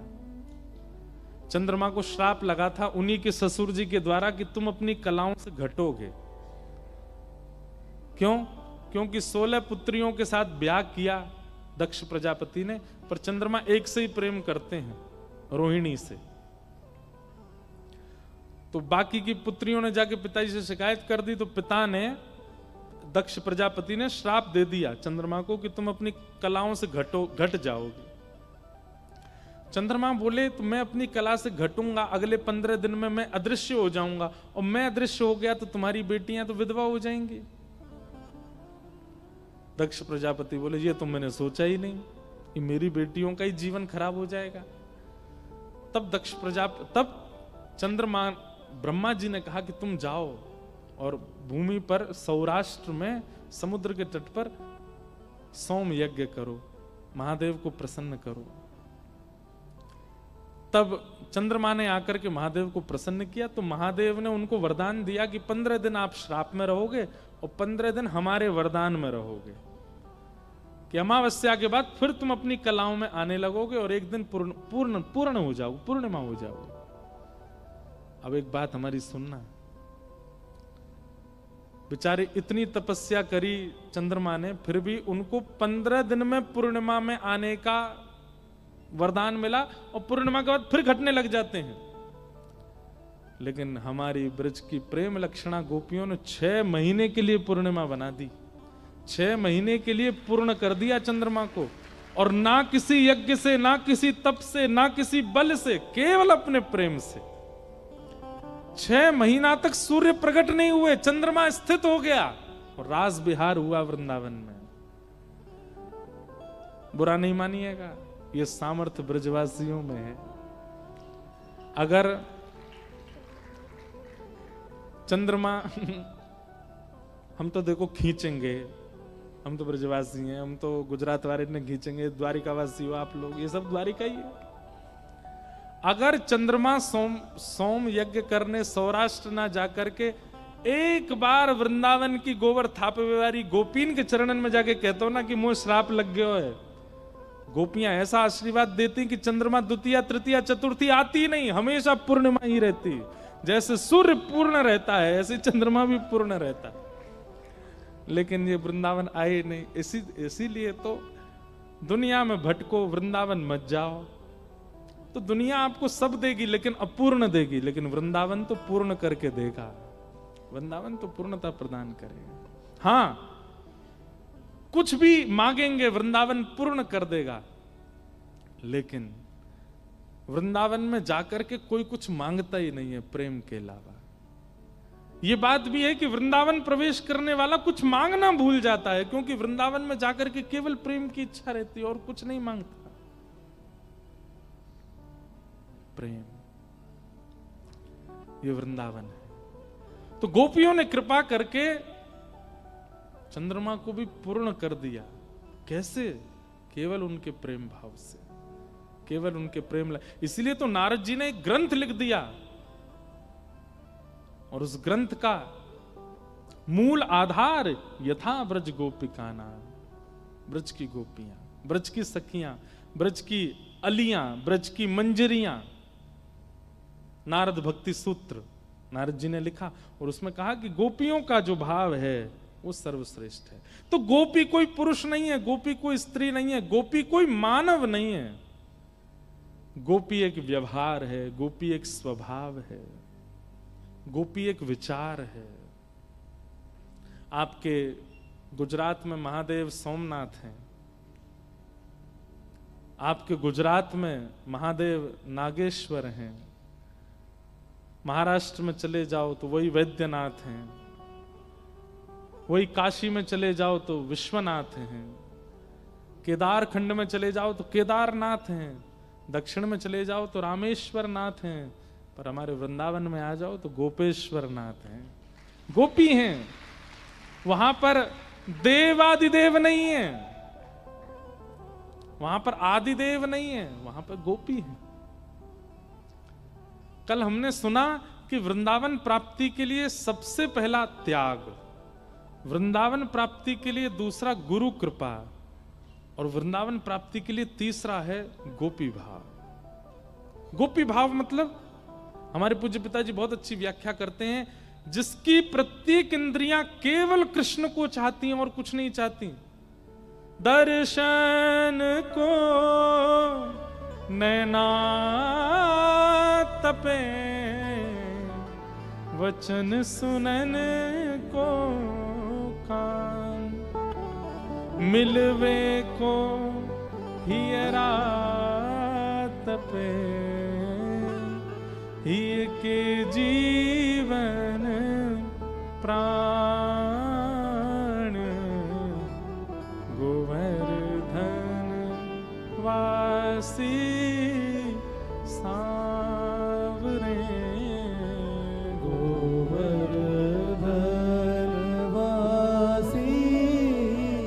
अच्छा एक बात कहूं, ये प्रारंभिक स्थिति का प्रेम है कि आप तड़प रहे हैं ठाकुर जी के लिए, आपके नेत्र तड़प रहे हैं, आपके कान तड़प रहे हैं, आपकी जिह्वा तड़प रही है, आपका हृदय तड़प रहा है। इधर देखो, सब लोग ध्यान से कथा श्रवण करो। आप तड़प रहे हैं ठाकुर जी के लिए, ये प्रारंभिक स्थिति है। पर एक समय ऐसा भी आवे ठाकुर जी तड़पे आपके लिए, वो भक्ति की चरम स्थिति है। आप कहोगे ये तो असंभव है, असंभव नहीं है, संभव है। कितने भक्तों के चरित्र ऐसे जहां ठाकुर जी व्याकुल हैं अपने भक्त के लिए। तो वृंदावन का प्रारंभिक स्वरूप ऐसा होगा कि आप गोपी बनकर के जाएं और वृंदावन में जैसे देखने के लिए तड़पें, सुनने के लिए तड़पें, मिलने के लिए तड़पें, भजने के लिए तड़पें। लेकिन एक दिन ऐसा प्रेम प्रकट करेगा वृंदावन कि ठाकुर जी आपके लिए तड़पें। हमारे हरिवंश परंपरा में एक भक्त हुए, उनका नाम था श्री सेवक जू महाराज। आपका पूर्व नाम श्री दामोदर दास। बहुत सावधानी से सुनिएगा। इनके लिए ठाकुर जी तड़पे।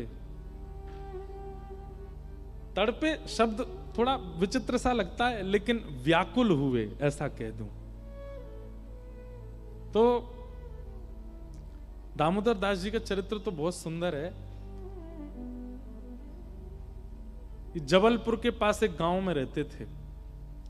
तो एक बार जैसी चर्चा अभी हम सुन रहे हैं ना गांधी धाम में, ऐसी ही चर्चा एक वटवृक्ष के नीचे 4-5 संत बैठ करके कर रहे थे, ठाकुर जी की अंतरंग लीलाओं की चर्चा। और वहीं जाकर के ये दामोदर दास जी बैठ करके सुनने लगे। तो सुनते सुनते इनके मन में आया, इतने सुंदर भाव, प्रेम की इस प्रकार के भाव आप लोग कहां से सुन करके आए हैं? नहीं तो ठाकुर जी को तो ब्रह्म ही दिखाया गया, ठाकुर जी को तो परब्रह्म ही दिखाया गया, ठाकुर जी को तो शंख चक्र गदा पद्मधारी, धनुर्धारी, रथ चलाने वाले, महाभारत युद्ध जिताने वाले ही दिखाए गए। परंतु इतने प्रेमी श्री ठाकुर जी आप बता रहे हो, ये कहां से सुन के आए हो? तो उन संतों ने कहा, बोले वृंदावन में श्री हित चंद्रजू, श्री हित हरिवंश महाप्रभु, उनके भाव सुनकर के हमारे अंदर ये प्रेम भाव जगा। तो सेवक जी महाराज, उनका पूर्व नाम दामोदर दास, उनके मन में आया कि मैं वृंदावन जाऊं और श्री हितरवंश महाप्रभु से दीक्षा ले लूं। लेकिन वही है, कल करे सो आज कर, आज करे सो अब, ये बात होनी चाहिए। पर दामोदर दास जी ने सोचा कुछ दिन में योजना बनेगी तो वृंदावन जाऊंगा। वो सोचते ही थे रोज कि मैं जाऊंगा जाकर के महाप्रभु श्री हितरवंश जी से दीक्षा लूंगा। लेकिन एक दिन वही संत दोबारा आए और वृक्ष के नीचे बैठ के प्रेम चर्चा कर रहे थे। तो दामोदर दास जी जाके, भगवान मैं तो वृंदावन जाने के लिए तब से बेचैन हूं जब से आपसे सुना है, और मैं सोच रहा हूं कि अब मैं बस चला ही जाऊं कल सवेरे ही, और जाकर के श्री हितरवंश महाप्रभु जी से दीक्षा ग्रहण करूं। तो उन संतों ने कहा, भैया अब तो देर हो गई, महाप्रभु जी तो अपनी लीला में प्रवेश कर गए। हितरवंश महाप्रभु तो अपनी लीला करके श्री ठाकुर जी के निकुंज में प्रवेश कर गए। ये बात सुनकर के उस दामोदर दास बालक को इतनी पीड़ा हुई, रात भर विरह में पड़े रहे। 3 दिन व्यतीत हो गए, कुछ खाया नहीं पिया नहीं, रोते जा रहे हैं और केवल प्राण हरिवंश, जीवन हरिवंश ऐसा बोलते जा रहे थे। मैं क्यों विलंब किया वृंदावन जाने में, क्यों नहीं गया अपने गुरुदेव की दीक्षा लेने के लिए? वे चले गए। इतनी पीड़ा में आप आ गए कि 3 दिन बाद आपको अचानक से सुगंधी आने लगी, और जैसे ही आपने नेत्र खोल करके अपनी कुटिया से बाहर देखा तो श्री यमुना जी बह रही हैं, सुंदर कुंज, सघन कुंज दिखाई दे रही है, राधे कृष्ण युगल मंत्र नाम की ध्वनि सुनाई दे रही है। बड़े बड़े ऋषिजन जैसे सुदामा जी सोए कहीं पहुंच गए द्वारिका, ऐसे ही श्री दामोदर दास बालक जो हैं उनको बोले, ये हमारा गांव तो नहीं है, ये कौन सी जगह में आ गया हूं, कुटिया तो मेरी है पर ये गांव तो मेरा नहीं है। तभी आपने देखा अद्भुत छवि छटा लेकर के श्री हितरवंश महाप्रभु पधारे और उन्होंने कहा, हम हैं तो निकुंज में, लेकिन तुम्हारी निष्ठा से निकुंज से निकल करके आए तुमको दीक्षा देने के लिए, बैठो तुमको दीक्षा देंगे। और उन्होंने तुरंत उनको दीक्षा प्रदान की, जिन्होंने श्री राधा वल्लभ लाल जी को प्रकट किया। आतुर हित हरिवंश पुकारो राधा राधा नाम, सघन कुंज यमुना तट आयो श्री राधा वल्लभ लाल। निकुंज में जाकर के वापस आए, अपनी लीला पूरी करके धराधाम का त्याग करके वापस आए दीक्षा देने के लिए, और उनका नाम रख दिया सेवक जी। आज से आपका नाम सेवक जी है। तो सेवक जी ने फिर कई, जैसे हितरवंश महाप्रभु जी ने ठाकुर जी की लीलाएं लिखी हैं, ऐसी सेवक जी महाराज ने महाप्रभु जी का गुणगान किया, हितरवंश महाप्रभु जी का। आप लोग बहुत ध्यान से सुनिए, उसको सेवक वाणी बोलते हैं। तो मैं क्या कह रहा था कि ठाकुर जी इनके लिए व्याकुल हुए कैसे। सेवक जी महाराज ने जब हितरवंश महाप्रभु का वर्णन किया अपने ग्रंथ में, और वो ग्रंथ जब वृंदावन पहुंचा, तो हितरवंश महाप्रभु के पुत्र उस समय श्री वृंदावन चंद जी, उन्होंने जब उस भाव को देखा, इतने प्रसन्न हो गए, इतने प्रसन्न हो गए, उन्होंने ऐलान कर दिया कि सेवक जी महाराज जिस दिन वृंदावन आएंगे, मैं उस दिन राधा वल्लभ लाल जी के खजाने में से सारे रत्न ले ले करके लुटाऊंगा पूरे वृंदावन में, जिस दिन ये आएंगे वृंदावन। तो ये बात किसी ने जाकर के सेवक जी को बता दी कि हितरवंश महाप्रभु के पुत्र कह रहे हैं कि आप जिस दिन वृंदावन जाओगे वो राधा वल्लभ लाल जी के खजाना कोष जो है लुटा देंगे।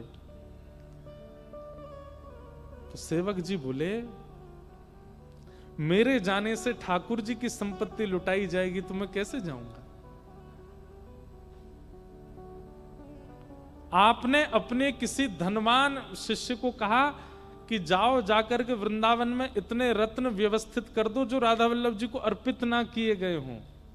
अमनिया जो ठाकुर जी को प्रस्तुत होने के बाद तो प्रसादी हो जाती है ना, तो अमनिया इतना श्रृंगार पहुंच गया वृंदावन में कि कहीं सेवक जो आवे तो ठाकुर जी की प्रसादी ना लुटाई जाए, अमनिया लुटाए जो ठाकुर जी को अर्पित ना किया गया हो। लेकिन सेवक जी महाराज बोले, मेरे जाने से इतना रत्न उड़ाए जाएं इसमें मुझे अच्छा नहीं लगेगा, तो मैं रूप बदल करके जाऊंगा, छुप करके जाऊंगा, किसी को पता नहीं चले। तो सेवक जी वृंदावन आए, रूप बदल करके आए, किसी को पता ना चले। राधा वल्लभ जी के मंदिर प्रांगण में आ गए, आप जैसे बैठे हैं ऐसे दर्शनार्थियों में पीछे आकर के सेवक जी खड़े हो गए। बोले बहुत बढ़िया है, ऐसे छुप छुपा करके वृंदावन दर्शन करके निकल जाएंगे, किसी को पता ही नहीं चलेगा हम आए। यहां श्री वृंदावन चंद जी राधा वल्लभ जी का श्रृंगार कर रहे थे, तो राधा वल्लभ जी ऐसे, कहां है राधा वल्लभ जी, ये रहे ये। तो राधा वल्लभ जी अपने नेत्र मटकाने लगे, आंखें घुमाने लगे।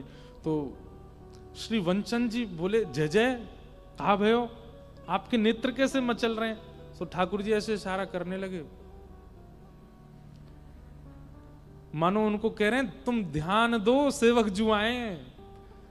तो वंचन जी ने तुरंत दर्शनार्थियों में देखा, बोले कि ठाकुर जी अंकित कर रहे हैं, कुछ तो कोई तो आया है जिसके लिए अंकित कर रहे हैं, ठाकुर जी इशारा कर रहे हैं। तो सेवक जी ने देख लिया कि ठाकुर जी उनकी तरफ इशारा कर रहे हैं, जबकि ठाकुर जी तो स्थिर रहते हैं, हिलते डुलते नहीं, पर सेवक जी की तरफ इशारा कर रहे हैं।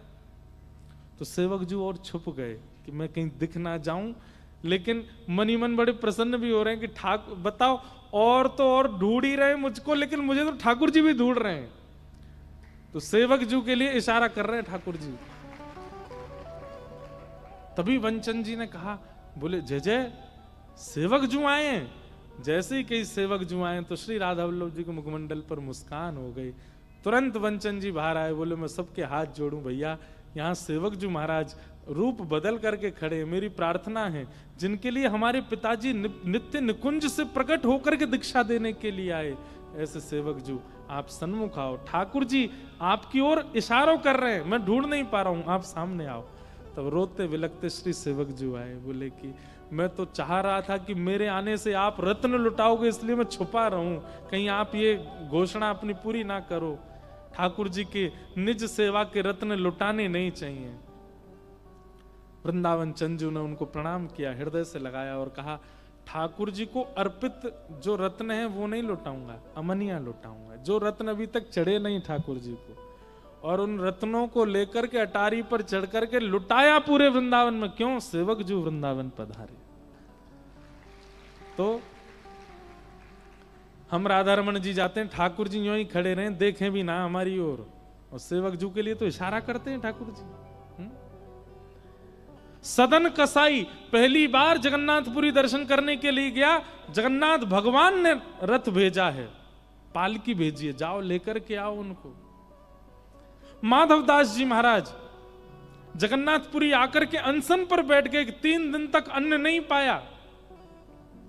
ठाकुर जी ने अपना निज थाल प्रसाद भेजा, जाओ जाकर के माधवदास को पवा के आओ, भूखा बैठा है। खीर चोरा गोपीनाथ, उड़ीसा में जाओगे तो वहां एक खीर चोरा गोपीनाथ हैं, उनको खीर का भोग लगता है। तो दर्शनार्थियों में माधवदास जी खड़े थे। तो रात्रि में शयन के समय 11 मिट्टी के बर्तनों में खीर का भोग पधराया जाता ठाकुर जी को, और फिर भोग लगने के बाद जितने दर्शनार्थी होते हैं सब में बांटा जाता है। तो माधवदास जी एक वृंदावन के भक्त थे, जगन्नाथपुरी जा रहे थे, बीच में पड़े खीर चोरा गोपीनाथ। उनका पहला नाम गोपीनाथ ही था, खीर चोरा नहीं था, खीर चोरा बाद में पड़ा।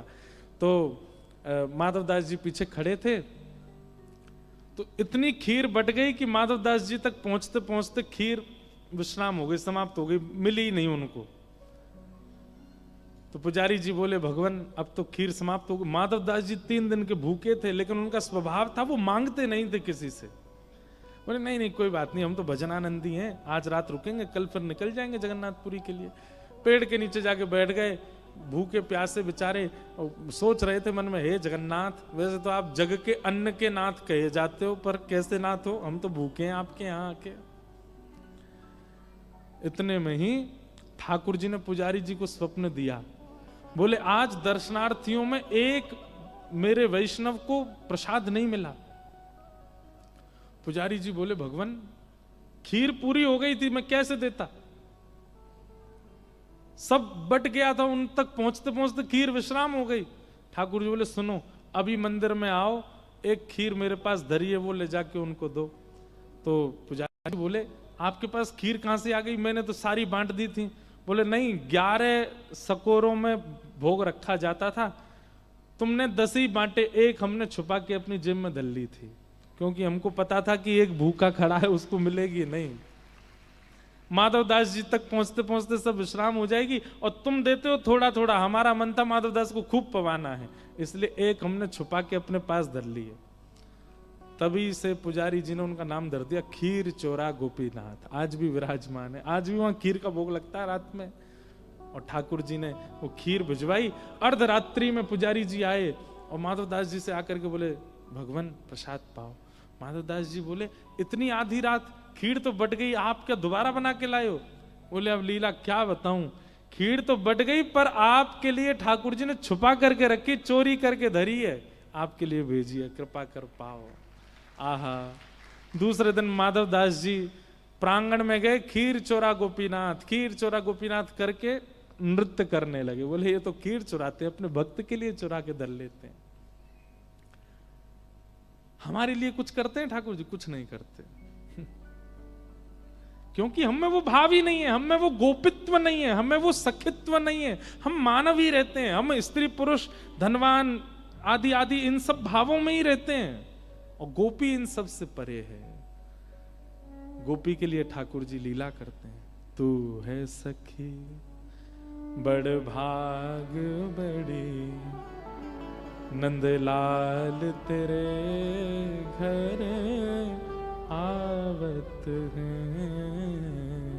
तू है सखी बड़ भाग बड़ी, नंदलाल तेरे घर आवत है।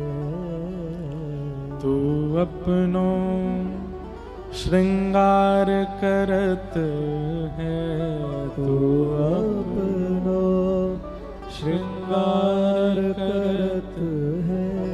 ये दर्पण हाथ दिखावत है, ये दर्पण हाथ दिखावत है। तू है सखी बड़ भाग बड़ी, नंदलाल तेरे घर आवत है।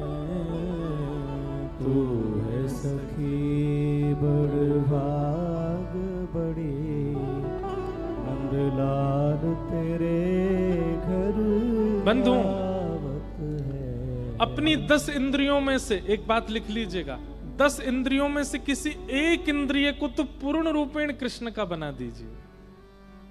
समस्त इंद्रियों को नहीं बना सकते। आंख, नाक, कान, जीभ, हाथ, त्वचा, पैर, मुख, गुप्त इंद्रिय, किसी एक को तो केवल कृष्ण का बना दीजिए। उस इंद्रिय से और किसी का आस्वादन ही नहीं करना है, केवल कृष्ण। नेत्रों, अब देखो इतनी बड़ी आप लोगों के लिए संकट की बात आ जाएगी कि आप किसी इंद्रिय को दे ही नहीं सकते ठाकुर जी को। हम आपसे कहें चलो बाकी सारी इंद्रिय संसार की, नेत्र ठाकुर जी को दे दो, बस इन नेत्रों से ठाकुर जी को ही देखेंगे। आप कहोगे महाराज जी कैसे होगा, ये तो हमारी दृष्टि तो सब में जाती है। चलो छोड़ो, नेत्र नहीं दे पा रहे, कान दे दो। और कुछ सुनना ही नहीं है, जो ठाकुर जी का भाव है वही श्रवण करना है, और कानों से कुछ श्रवण नहीं करना है। आपके लिए ये भी असंभव हो जाएगा। और जीव ये तो दे ही नहीं सकते ठाकुर जी को। इससे तो हमको सब पाना है। फेफड़ा, खाखरा, जलेबी, सब खाना। फाफड़ा, फेफड़ा,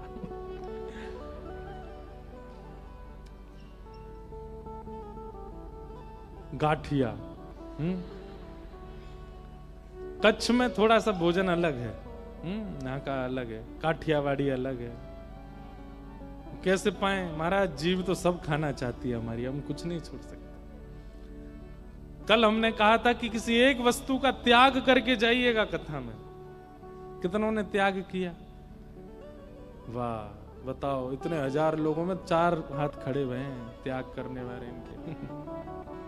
आपसे नहीं हो पाएगा, आप तो रहने दो बस। चलो आज दूसरी चीज बता रहे हैं, किसी एक इंद्रिय को ठाकुर जी को अर्पित कर दो, बस एक इंद्रिय से और कुछ करना ही नहीं है, केवल श्याम सुंदर। या तो नेत्र, या तो जीव, या तो कान, कोई एक इंद्रिय तो ठाकुर जी को अर्पित हो। वहीं से गोपित्व आना प्रारंभ हो जाएगा, वहीं से गोपी भाव आना प्रारंभ हो जाएगा। वही गोपित्व है जो अपनी प्रत्येक या दोहने बहनने मथनो पलेप प्रेंखें खनार भरुदितो क्षणमार जनादो, जो अपनी किसी भी इंद्रिय से किसी और का आस्वादन करे ही ना, उसको गोपी कहते हैं। जो सब कुछ ठाकुर जी को अर्पित कर देती है। हम सब तो नहीं कर सकते, पर किसी एक इंद्रिय को तो करके देखो। वो एक इंद्रिय ही प्रयास करके बाकी की इंद्रियों को लगा देगी ठाकुर जी की सेवा में। किसी एक को करके देखो। तो प्रथम त्याग, दूसरा गुरु सेवा, रसिकन की सेवा, संतों की सेवा, वृंदावन प्राप्ति के लिए पहले त्याग, दूसरी सेवा, और तीसरा गोपित्व, गोपी भाव। जब तक चित्त में नहीं आएंगे तब तक अनुग्रह नहीं होगा, तब तक कृपा नहीं होगी। ऐसे भाव हैं बंधुओं। आज वृंदावन रसामृत पद की चलचित्र आप सबके मध्य में आने वाला है। हमारी बात बहुत ध्यान से सुनिएगा। जो सप्तनिधियों का चित्र आप देखेंगे उसमें पूरी पूरी लीला नहीं है। जैसे रूप गोस्वामी, सनातन गोस्वामी, मधु पंडित, गोपाल भट्ट गोस्वामी, हितरवंश महाप्रभु, जुगल किशोर जी के श्री हरिराम व्यास और श्री स्वामी हरदास जी महाराज, इन सबका बहुत सूक्ष्म सूक्ष्म दर्शन कराया गया है। अब पूरी घटनाक्रम रूप गोस्वामी को कैसे मिले उसके लिए तो कथा श्रवण आवश्यक है। हमने प्रयास तो ऐसा ही किया था कि पूरा पूरा दिखावें, लेकिन हमको फिर जो वीडियो बनाने वाले थे बोले महाराज जी फिर इसको भजन वीडियो मत बोलो, इसको पिक्चर बोल दो पूरी, आप तो इतनी कथा सुना रहे हैं, अब ये कैसे होगा। बंगाल प्रांत में 2 भाई थे रूप सनातन, उन पर श्री चैतन्य महाप्रभु की कृपा हुई, तब वो वृंदावन आए, उनको फिर यथा योजना से ठाकुर जी मिले।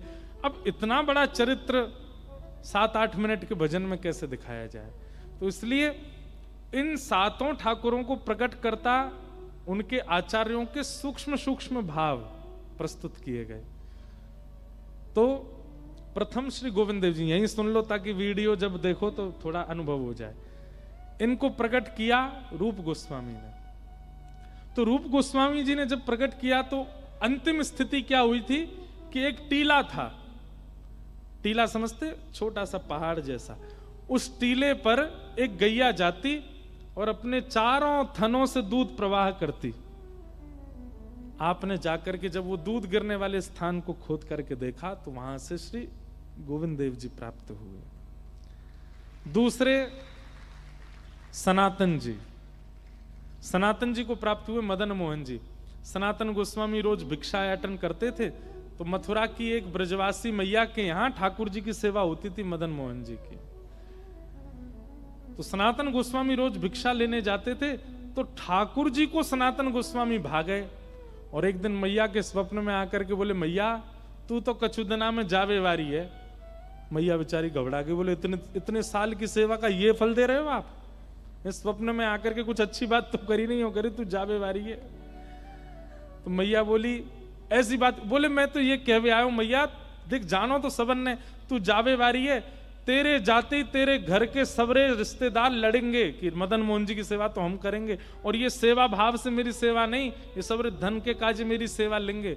मैया जो बाबा तेरे यहाँ रोज भिक्षा लेवे आवे तू मोए वाकू दे दियो, मैं वही के पास सेवा कराऊंगा, वो मेरी सेवा करेगा। और अगले दिन जब सनातन गोस्वामी भिक्षा लेने आए तो मैया ने मदन मोहन जी प्रदान किए। बोलो मदन मोहन लाल की। तीसरे मधु पंडित के श्री गोपीनाथ। मधु पंडित जी यमुना जी के तट पर बैठ गए हट करके कि मैं प्राण त्याग दूंगा जब तक नहीं मिलोगे।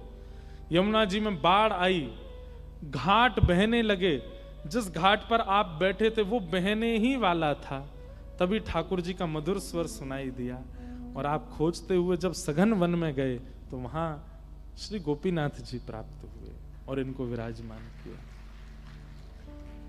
श्री राधा रमण जी की तो सबको पता ही है।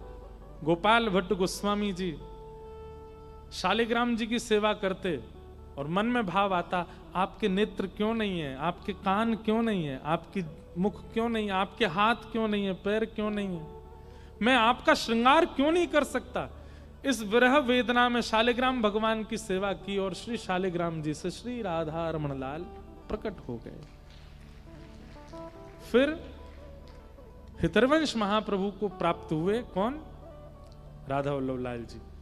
तो हरवंश महाप्रभु को किशोरी जी ने आज्ञा की कि आप वृंदावन जाओ, और मार्ग में एक स्थान पड़ा चित्तावल, वहां पर आत्मदेव ब्राह्मण के यहां पर आपकी सेवा होती थी। ये शंकर जी के ठाकुर जी हैं। कौन से? राधा वल्लभ जी। शंकर जी के घर के ठाकुर जी हैं। शंकर जी, पार्वती जी, कार्तिकेय, गणेश वो सेवा करते हैं इनकी। लेकिन एक आत्मदेव नाम के ब्राह्मण ने इतनी तपस्या की, महादेव प्रसन्न हो गए। तो महादेव ने कहा वरदान मांगो। बोले आपके जो रत्न हैं हृदय के वो मुझे दे दो। ब्राह्मण ने तो रत्न मांगे थे, महादेव बोले मेरे हृदय के रत्न तो मेरे ठाकुर जी। तब इनको पधरा दिया। लेकिन फिर मन में इच्छा हुई कि सेवा किसी आचार्य के द्वारा हो, तो ठाकुर जी की वंशी हितरवंश महाप्रभु के रूप में आई और किशोरी जी की आज्ञा से आत्मदेव ब्राह्मण की 2 पुत्रियों से विवाह हुआ और दहेज में ठाकुर जी वृंदावन आए। कौन से? श्री राधा वल्लभ लाल जी। अब ये पूरी घटना कैसे दिखाएं बताओ, तो इसलिए थोड़ी सी दिखेगी उसमें। फिर आए हमारे जुगल किशोर। जुगल किशोर जी प्राप्त हुए श्री हरिराम व्यास जी को किशोर वन में। हरिराम व्यास जी रो रहे थे, हे ठाकुर जी आप रूप सनातन को मिल गए, गोपाल भट्ट जी को मिल गए, मुझे कब मिलोगे? तब ठाकुर जी किशोर वन में एक वृक्ष के नीचे युगल प्राप्त हुए, श्री युगल किशोर लाल जी। और सप्तम निधि हमारे श्री बिहारी जी, ये किनको प्राप्त हुए? श्री स्वामी हरदास जी महाराज को। स्वामी श्री हरदास जी महाराज एक कुंज को नित्य प्रणाम करते थे, एक सघन कुंज को, वन को। तब आपके शिष्य परिकरों ने पूछा, महाराज आप खाली कुंज को प्रणाम करते हैं? बोले खाली कुंज नहीं है, जाकर के देखो भीतर। कुंज में भीतर जैसे ही गए श्री विठल विपुल देव जी, तब आपने देखा वहां तो श्री ठाकुर जी की नित्य सेवा हो रही है। ललता विशाखा आदि चंवर डोरा रही हैं और प्रिया प्रियतम सेज पर बैठे हैं निकुंज में। स्वामी श्री हरदास जी ने कहा था अंदर जाओ और भीतर से प्रसाद लेकर के आना। तब आपने हाथ आगे किए, बोले कि गुरुदेव की आज्ञा है, प्रसाद लेकर के आना। तो सेज पर बैठे हुए प्रिया प्रियतम दोनों एक हो गए और बिहारी जी का स्वरूप प्रकट हुआ और वही बिहारी जी उनको प्रसाद रूप में दे दिए और श्री वृंदावन में निधिवन राज में श्री बिहारी जी प्रकट हुए। कथाएं तो बहुत विस्तृत हैं, परंतु जो चलचित्र आप देखोगे उसमें बहुत सूक्ष्मता से उसको दिखाने का प्रयास किया है। ये वीडियो आप नित्य देख करके वृंदावन का अनुभव कर सकते हो। गांधी धाम का सौभाग्य है कि ये पद यहीं लिखा गया और इस पद का प्रथम दर्शन भी यहीं हो रहा है। ये गांधी धाम का सौभाग्य है। हमने ऐसा भाव तो रखा है कि हर वर्ष वृंदावन प्रकट उत्सव मनाएंगे, और हर वर्ष नहीं मनाए तो 2 साल में तो मनाएंगे ही गांधी धाम आकर के। और एक अभी हम नीचे आएंगे, आप लोगों के बीच में बैठ के हम भी देखेंगे। उससे पहले एक खुशखबरी और देते हैं। एक तो पहली खुशखबरी ये है कि अभी हम लोग दर्शन कर लें, फिर उसके बाद हमारे कीर्तिदान जी का दायरो सुनेंगे, बढ़िया आनंद करेंगे और बढ़िया भाव सुनेंगे, गुजराती भाव सुनेंगे। दूसरी खुशखबरी ये है कि जून में हम फिर से कथा करने गांधी धाम आ रहे हैं। इसी आगामी जो जून है, अप्रैल, मई और जून, 11 से 14 जून 4 दिन के लिए फिर आएंगे और फिर से वही भाव सुनाने का प्रयास करेंगे। तो ये रहेगा। तीसरी जानकारी, कल प्यारे गिरधर लाल जी के दर्शन भी होंगे।